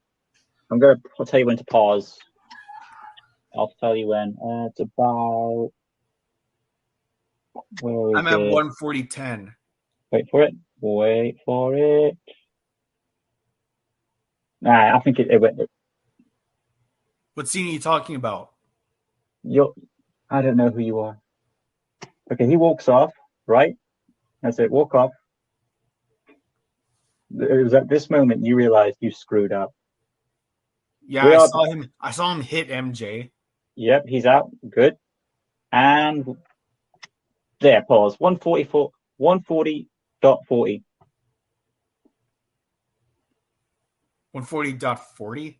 Yeah, 1 hour, 40 seconds. So 1 hour, 40 minutes, 40 seconds. I'm not there yet. All right, I'll let you catch up.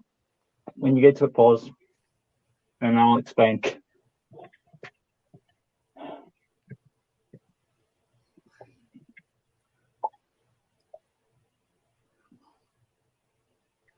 He should have answered, "We are Venom," and ate MJ. Are you there yet? Nearly. Okay.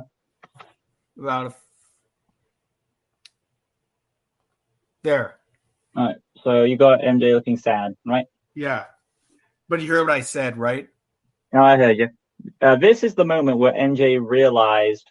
Remember, I said earlier that she thinks of John from the last movie, like I should have been with him. This is that moment I was telling you about.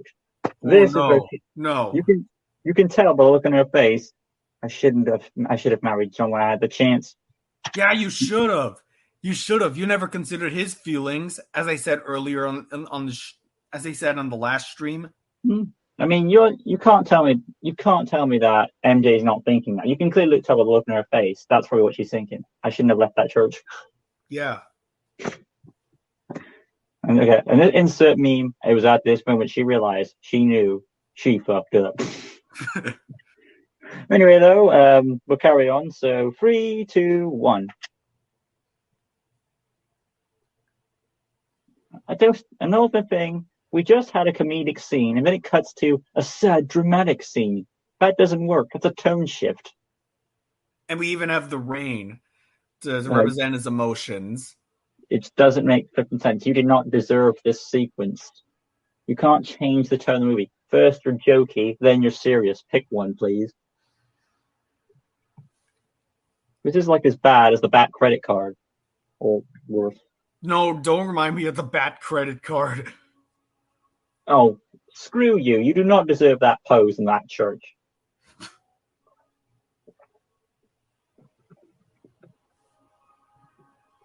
This was in the trailer, and it is a shame. It is a damn shame.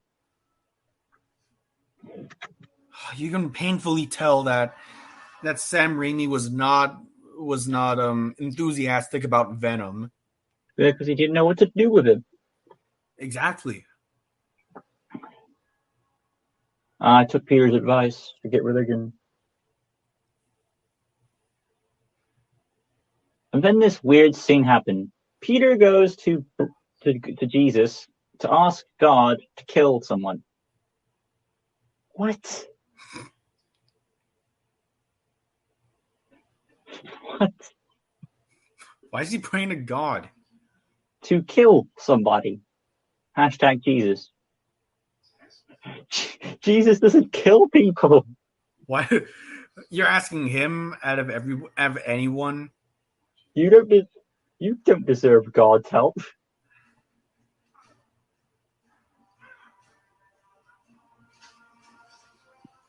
Some people have said, well, God answered for him. He gave him venom powers. I don't think that was...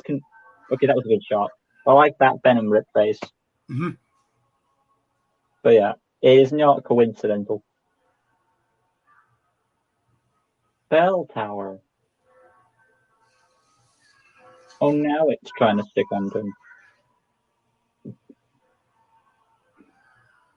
And plus, Eddie Brock, this character of this version of Eddie Brock isn't that developed. You get me? He does not deserve the Venom Suit. Because all that he lost was his job and his quote and in quotes woman. And I'm not saying he.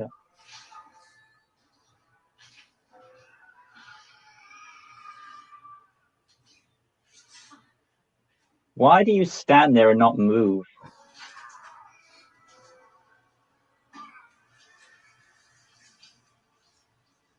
No, he just stands there.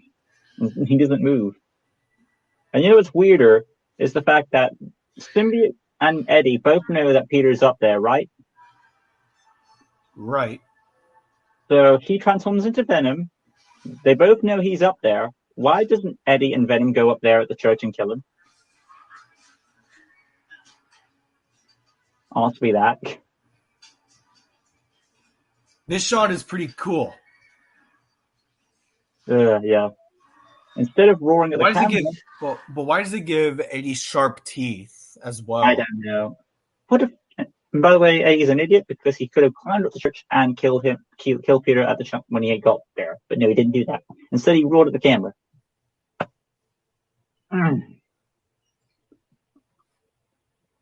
I doubt a shower's going to help you. But a shower does feel nice after a long day. I guess it wipes off the eyeliner.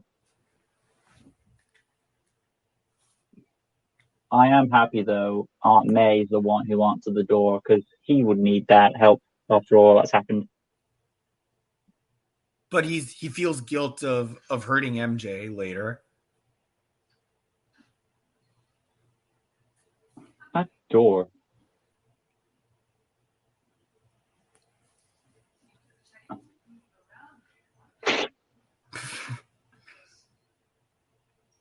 Well, it's better than living on the street.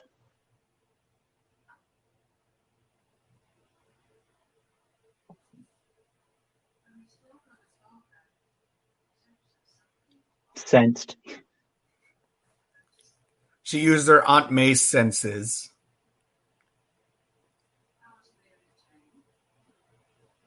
She's horrible. For good reason. There were complications. I tried to propose to her, but she threw it in my face. Well, she didn't know she was being proposed to. No, I was just joking. Oh. I was quoting the first film. I mean, if you was in May's position, would you take the ring or would you leave it there? Because I'm surprised May left it there and still had faith in it. I wouldn't have given it to Peter. May's got strong. Again, it was from my dead relative. It was from her dead husband. That's why. Yeah, I was about to say that May has some strong belief in Peter. Then. Anyway, buddies in the chat. New Goblin, attack his heart. Yeah, we talked a lot over this, so I do apologize. She about bad for him. Yeah. Your attack, edit a cut. Yeah. Pick it up in the wedding ring. Hello. Well, the reason he probably survived the explosion was from the Goblin serum. Yeah, I do consider that as an option too. So up to the chat. Well, that's a good reason. The good news is this movie's almost over. I'm just going to check real quick. 31 minutes left.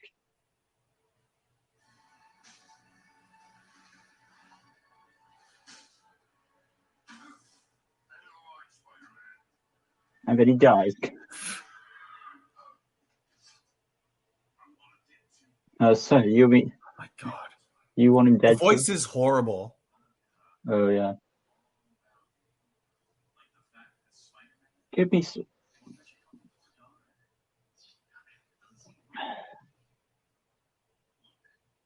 Say we. Say we.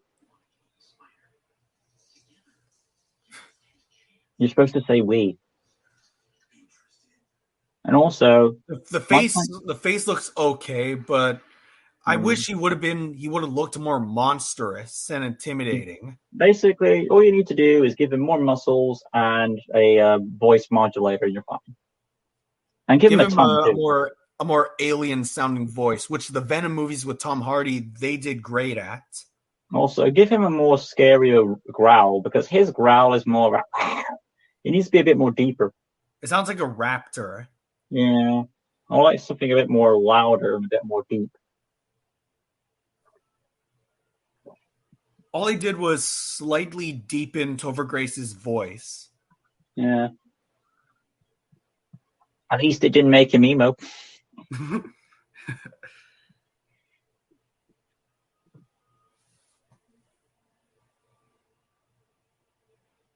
Oh, by the way, Mary Jane is in some kind of danger cliche. For the final time. She's the equivalent of Princess Peach in the Mario franchise.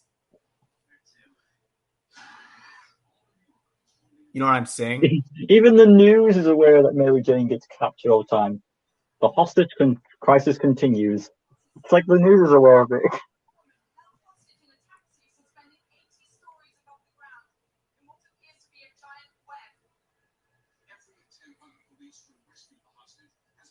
Oh, we're calling him Sandman now. Okay.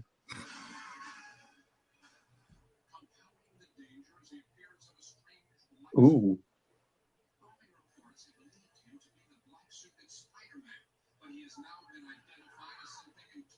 Oh, has he?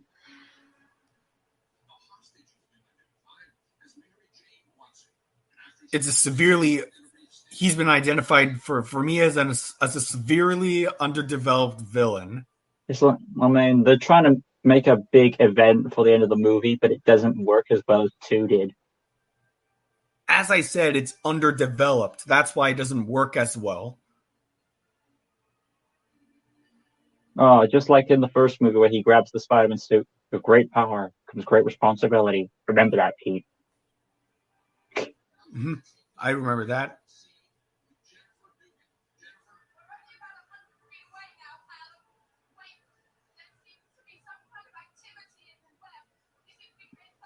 Movie, you do not deserve that font. You do not deserve the 90s Spider-Man font. Spider-Man, stop us if you can. That is the 90s Spider-Man font. You do not deserve that. How will you?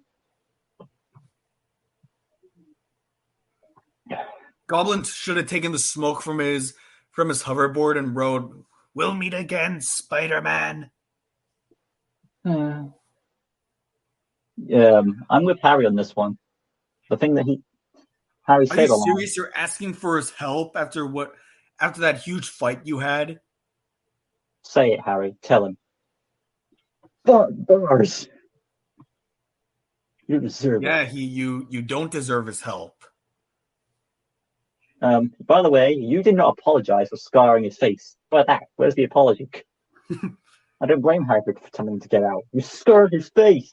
You didn't say sorry. That's a do one.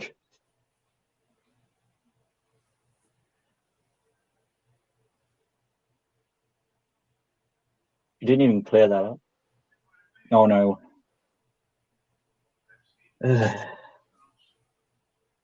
This.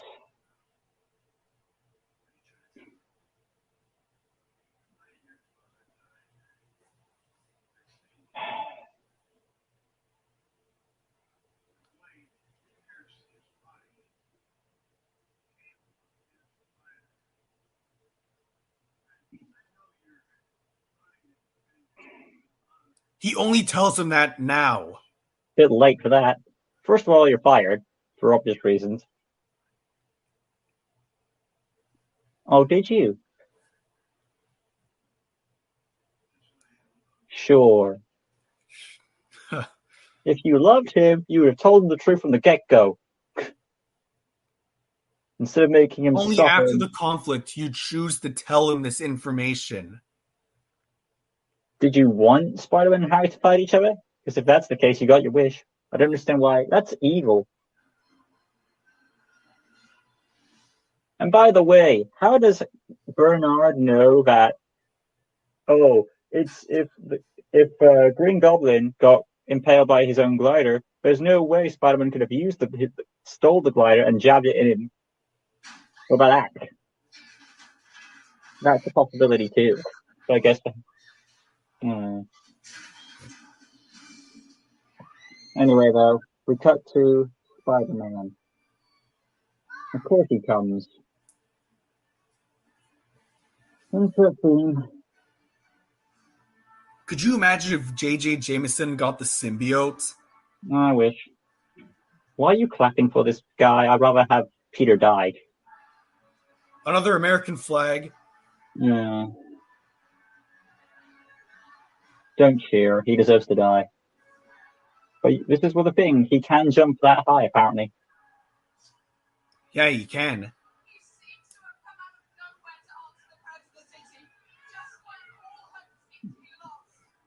Oh, hope's lost, is it?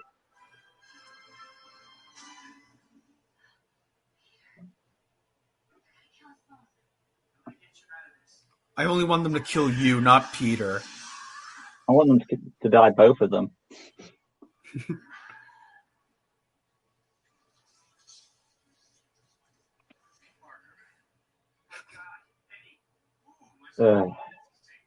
If you know what I'm talking about.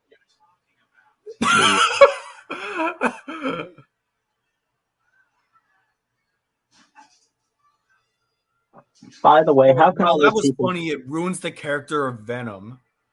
Yeah. I was about to say, how can those people tell what's going on from all the way up there? Because you see them screaming. Humiliation.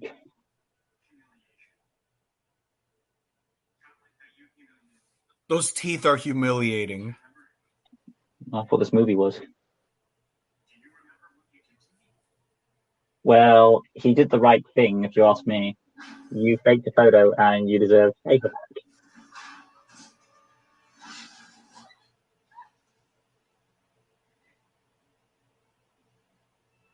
No, she's at... The difference is, she only had one cup of coffee. Yeah, but you only had one cup of coffee. She's not your girlfriend because of that. These growls. See, those growls are way too whiny.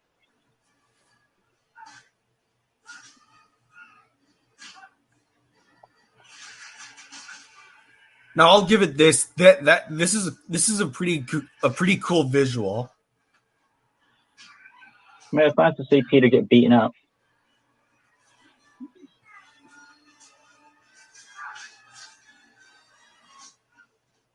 Oh no, Sam's in the area. I mean, Peter's at ground level. I'm surprised no one saw his face.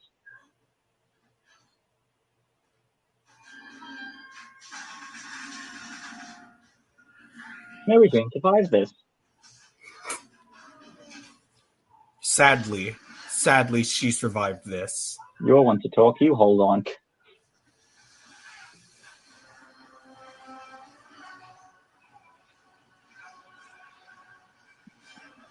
This is the final act of the movie. Let's make Sandman a giant.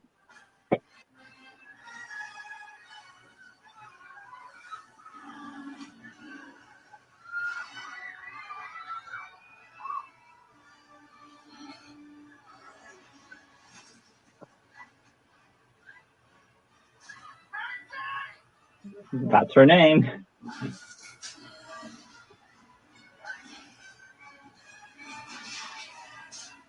All right.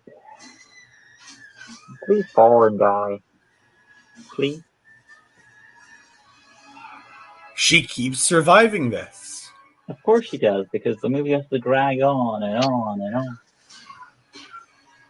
Oof.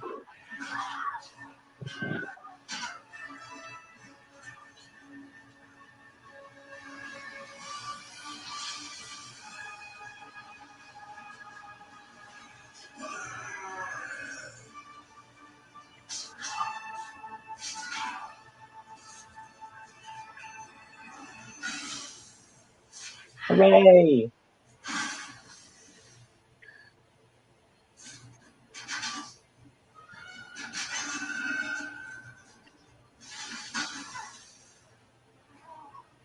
It's hard to believe what's happening. It's a dream. So I know this is a little early, but in the words of Cinema Sins, Spider-Man survives this.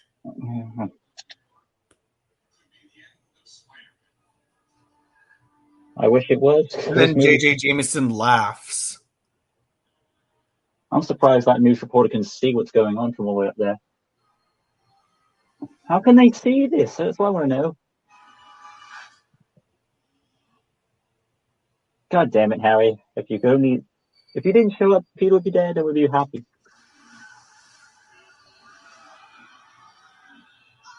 I'm sorry to diss on Tobey Maguire's. I am sorry to diss Tobey Maguire's Spider-Man, but based on this movie, you can kind of see why.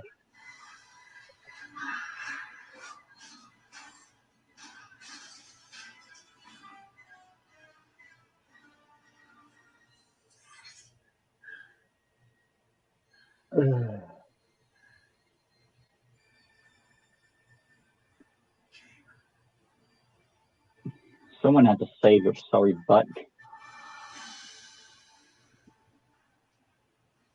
It's like just in the nick of time. A couple minutes ago wouldn't have been so bad either.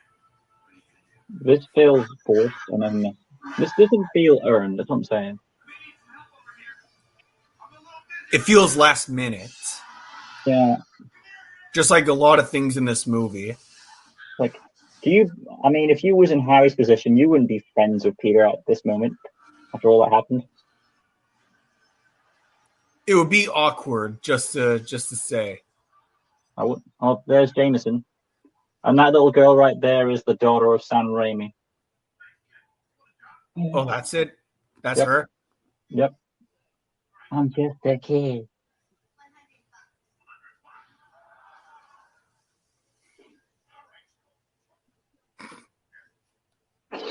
You can't speak to my daughter that way, the mom should have been like.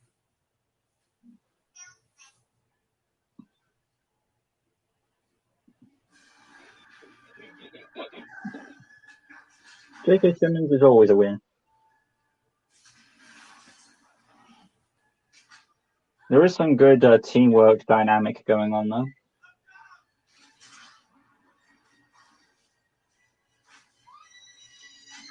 Stop screaming. She won't because Sam Raimi's obsessed with screaming women. Of course. Good teamwork.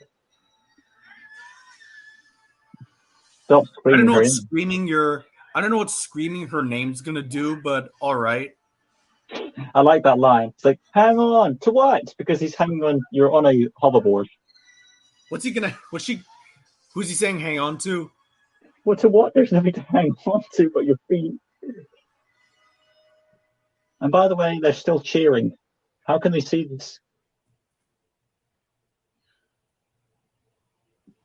I wish you weren't. He was telling Mary Jane to hold on.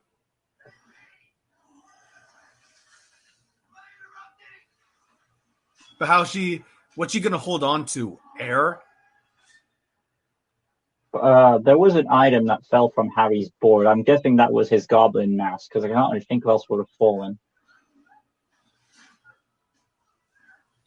He always keeps losing his goblin mask.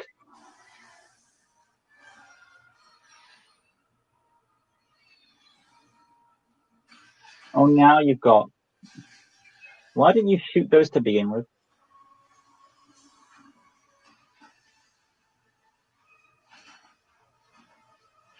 You could have done that anytime, Harry.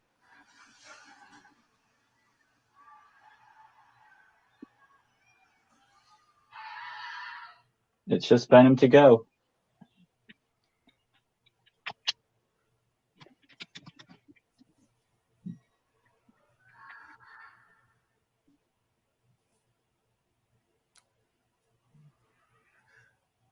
He's above you.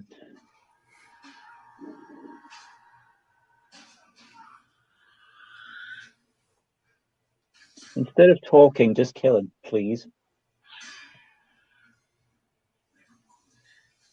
Oh, just kill him.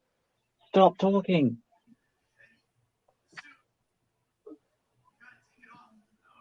Just kill him. Oh, sex joke. A suit, you gotta take it off. Oh, you like that?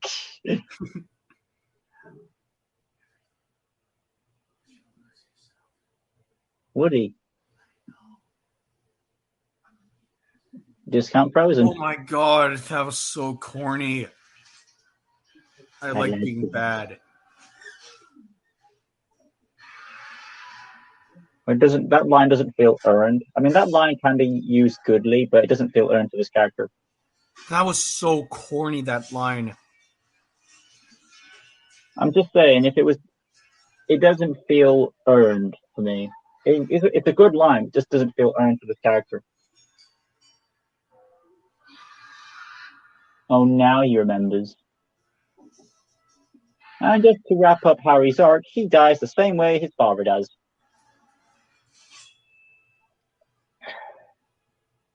And I like how Peter just had a flashback of what happened in the movie, from the movie perspective. We also get another one of Peter's memes. Hooray!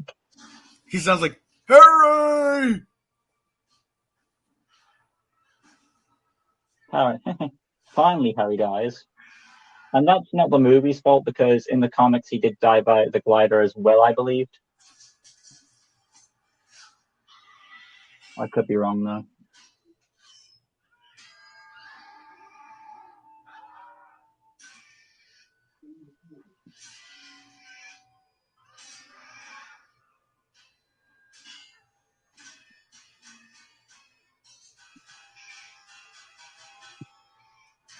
Scrape that goo off.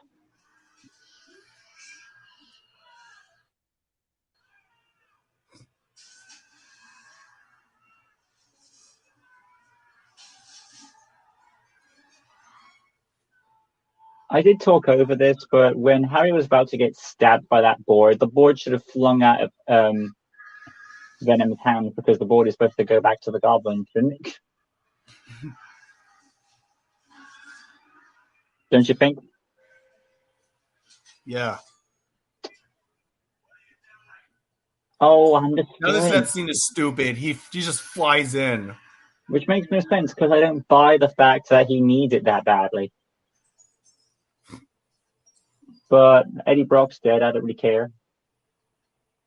None of us care.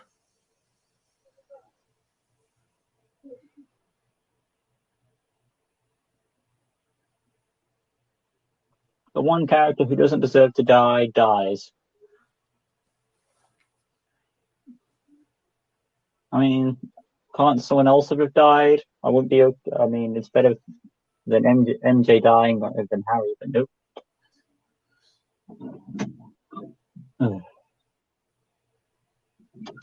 But I have no choice.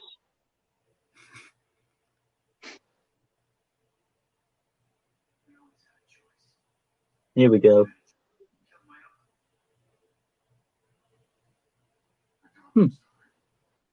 That's why.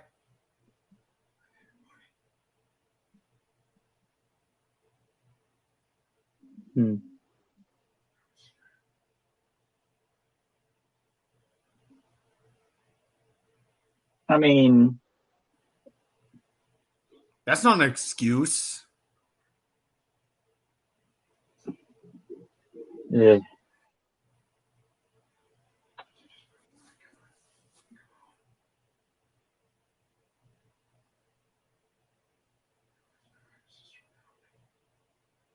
Yeah, but here's the thing. If this was your uncle, would you forgive him if he explained this to you? No. I don't give a shit. You're going to jail. That feels like something a killer would say to get out of it. Oh, it was an accident. I could see that being a lie. Yeah, BS. You buy that? Oh, he's crying again. I didn't know that. Peter is crying again, by the way. How many times does Peter cry in this whole trilogy?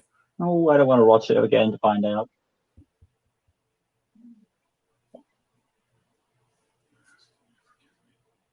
Good, because I'm not doing it. I wouldn't forgive you. Good, Because because you made a bad excuse for killing my uncle. yep, I'm not giving you forgiveness.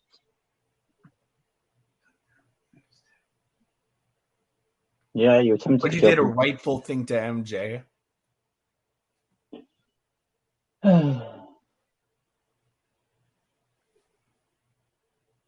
At least Sandman apologized. You didn't apologize to Harry.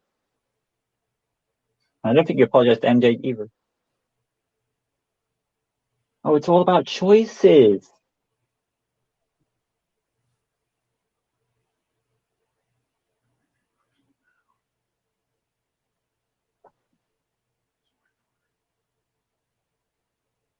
And you're going to go and rob some more banks, aren't you?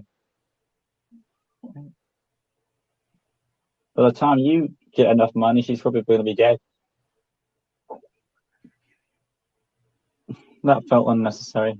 No, No. you do not say that. And then I wouldn't believe that Mr. Parker, I don't feel so good. you should have clipped your fingers, Faz, and just like wiped him from existence. Goodbye. Rest in peace, Sandman. I just want to pretend he's gone by Thanos' magic. Wait, Sandman's not dead, is he?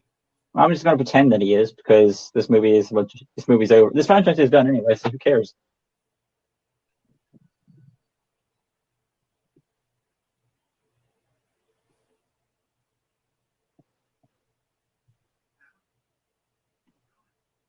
I'm dying, you fool. How do you think I'm doing? I always found that such a weird question to ask someone who's incredibly injured or dying. Are you okay? Yeah, I'm fine. I'm just bleeding and injured. Yeah, I'm fine. Did you bring any tea and crumpets? Sure.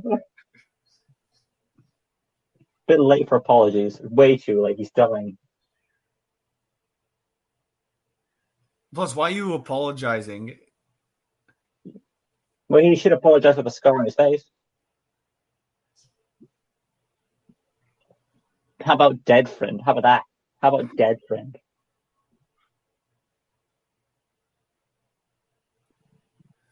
Harry did not deserve to die. It should have been someone else. Oh no, here's Look at that crying face. Hush, little baby, don't you cry. And then we have this weird sunset Jesus imagery. What?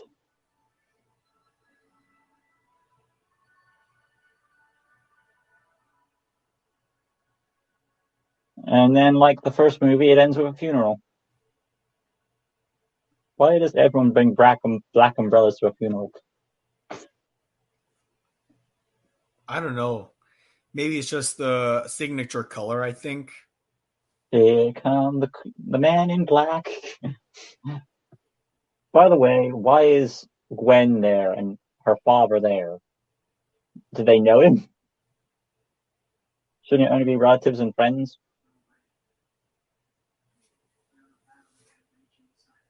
Well, look, Flash Thompson's there, which makes sense. Flash Thompson's there? Why is he there? He went to school with him. Makes sense. So I could buy that. You did not make the right choices, Peter. You're not one to talk. Oh, and this scene's terrible. Terrible. Ha! Of all the songs, I'm through with love. You know, it's fine that you're through with love. Yeah, Peter, don't ever call again. Don't ever see her again. Oh, and there you are. Of course. We've learned nothing. None of them learned anything. So it's question mark if they're back together. I'm going to say they're not. It's just like a hug for what's happened. But I hope it's a hug for what's happened. I hope so. If it is, I hope so. If it is, they're back together. F this movie. This movie's already fucked. But ending with they're back together is the worst scenario. So I'm going to say it's just a generic hug. You do not deserve to hug each other.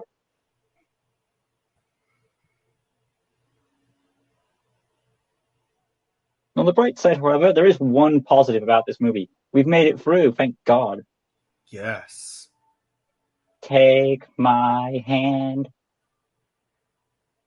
You're so through with love. Take my hand, I just MJ. realized something. Even though the goblin belongs to you. I just realized The something. goblin's your soulmate. I just realized something. It's that guy What? from the other night. Let's throw him out. That's what should really be happening. I'm through with love. Hugs Peter. Ha ha. The bouncer should throw him out because he's the guy from the other night. That's what should be The only happening. good thing about this terrible, terrible, terrible scene right here is the movie's over. Don't cry. Do not. Peter's crying again. He's not. He just got this. He's about to cry face. I like. Fade to black. Oh my god, that was so cringy. Come on, give me some credits. Give me some credits. That's Credit. the best part. Yes. Yes. Yes. It's over. Hallelujah. There are some We have fans. this stupid sad music playing. Just pause and end it. Point is, we have officially finished Sam Raimi's trilogy. Hallelujah. Oh my god. That hallelujah mainly goes to What the hell was that in the last film? The last film was great. This film is crap. No, I'm talking about this last film. Wouldn't that be? Shouldn't you? In that case, you should say this film. What the hell was this film, man? Garbage, trash, rubbish, retcon, forced, unnecessary. A lot of words. We get them. So here's what we get. We get a soap opera mixed with underdeveloped cartoonish villains. Mm-hmm. And he only got 2 scenes of him being Venom, and then he's dead. Did you know that Topher Grace was underdeveloped in the first place? Apparently, from what I've heard, Topher Grace is supposed to be a good at editing. And I would imagine if he's watching the movie, he should have realized, hey, this seems wrong. This should be cut. But does he do that? I wish there was like an edited cut or something. Anyway, point is, we've officially done the movie. What it should have been was, okay, Harry should be in this movie. Sandman, if you want to put Sandman, I guess you can make it work. But the Venom stuff didn't need to be there. And it was supposed to be Mary Jane and Peter on equal terms with each other and trusting, but that's what we didn't get. And we all know who to thank for this travesty. Avi Arad for how it turned out. Well, Sam Raimi takes some of the blame. It's a 50-50 for me. I'd say Sam Raimi gets some blame because Avi Arad says to put Venom in, and if you don't want to do it, you're like, no, we're not doing it. Yeah, Sam Raimi made the decision, and Sam Raimi chose to drag on the story with MJ and Peter. The thing is, Sam Raimi's motivation is, I'm trying to make everyone happy. And that's not possible. You can't really do that. Because with 2, he wasn't pressured. He had more control, so he didn't have that issue. But here, there was too much pressure on him, and it led to chaos and a pile of Venom. My mentality, let the filmmakers have their control. Well, when we don't, we get these types of movies. Yeah. So we're officially done with Spider-Man, Sam Raimi's stuff. What do you want to do next? Would you like to do an Angry Grandpa thing, or would you like to do more Spider-Man, as in the Andrew Garfield ones? I'd like to do some Angry Grandpa ones. All right, in that case, I did actually make an edited version of the PS4 Destruction Saga, if you want to see that next time. Oh, yeah. I believe that video is apparently all of the stuff related to the PS4 Destruction is about over 2 hours. So it was a pleasure being on this commentary. Yeah. So when we do the Angry Grandpa stuff, it may be in parts. We'll see. But anyway, though, thank you all for watching. If you made it through both parts of this commentary with us, I thank you for doing that because I can't really blame you for this whole torture. But yeah. Fosper, thank you for joining me with this movie, because you knew I would have turned it off and I would have not made it through. Thanks for having me here. Would you? And to be honest, no one can make it through this movie by themselves. No, I mean, if it was just you, would you have made it, or where exactly would you have stopped? Maybe I would have stopped as soon as Venom came. As in Black Suit or Venom? Venom himself. Okay. Well, that's pretty late in the movie then. I would have stopped probably around, I would probably go to before, as soon as he starts emo mode off. Anyway, though, we've made it through, guys. Thank you all for watching. I do appreciate it, and I'll see you guys next time with I've edited a video. It is Angry Grandpa's footage that I did edit together, so it's on my channel, and that is the Angry Grandpa PS4 Destruction Saga. It may be in separate parts because of how long it is overall, but hopefully you guys look forward to that when it happens. As for when it's going to coming out, Files, are you free tomorrow? I won't be free for a few days. Maybe on Saturday I can do it. Saturday. That would be, bear with me, the 8th? The 8th? Yeah. Right, then. In that case, stay tuned, and we'll see you guys on the 8th of January for the beginning of Angry Grandpa's PS4 Destruction Saga, which I'm sure you remember the PS4 stuff. Files? Yeah, definitely. It's probably the most I think it's the most popular video.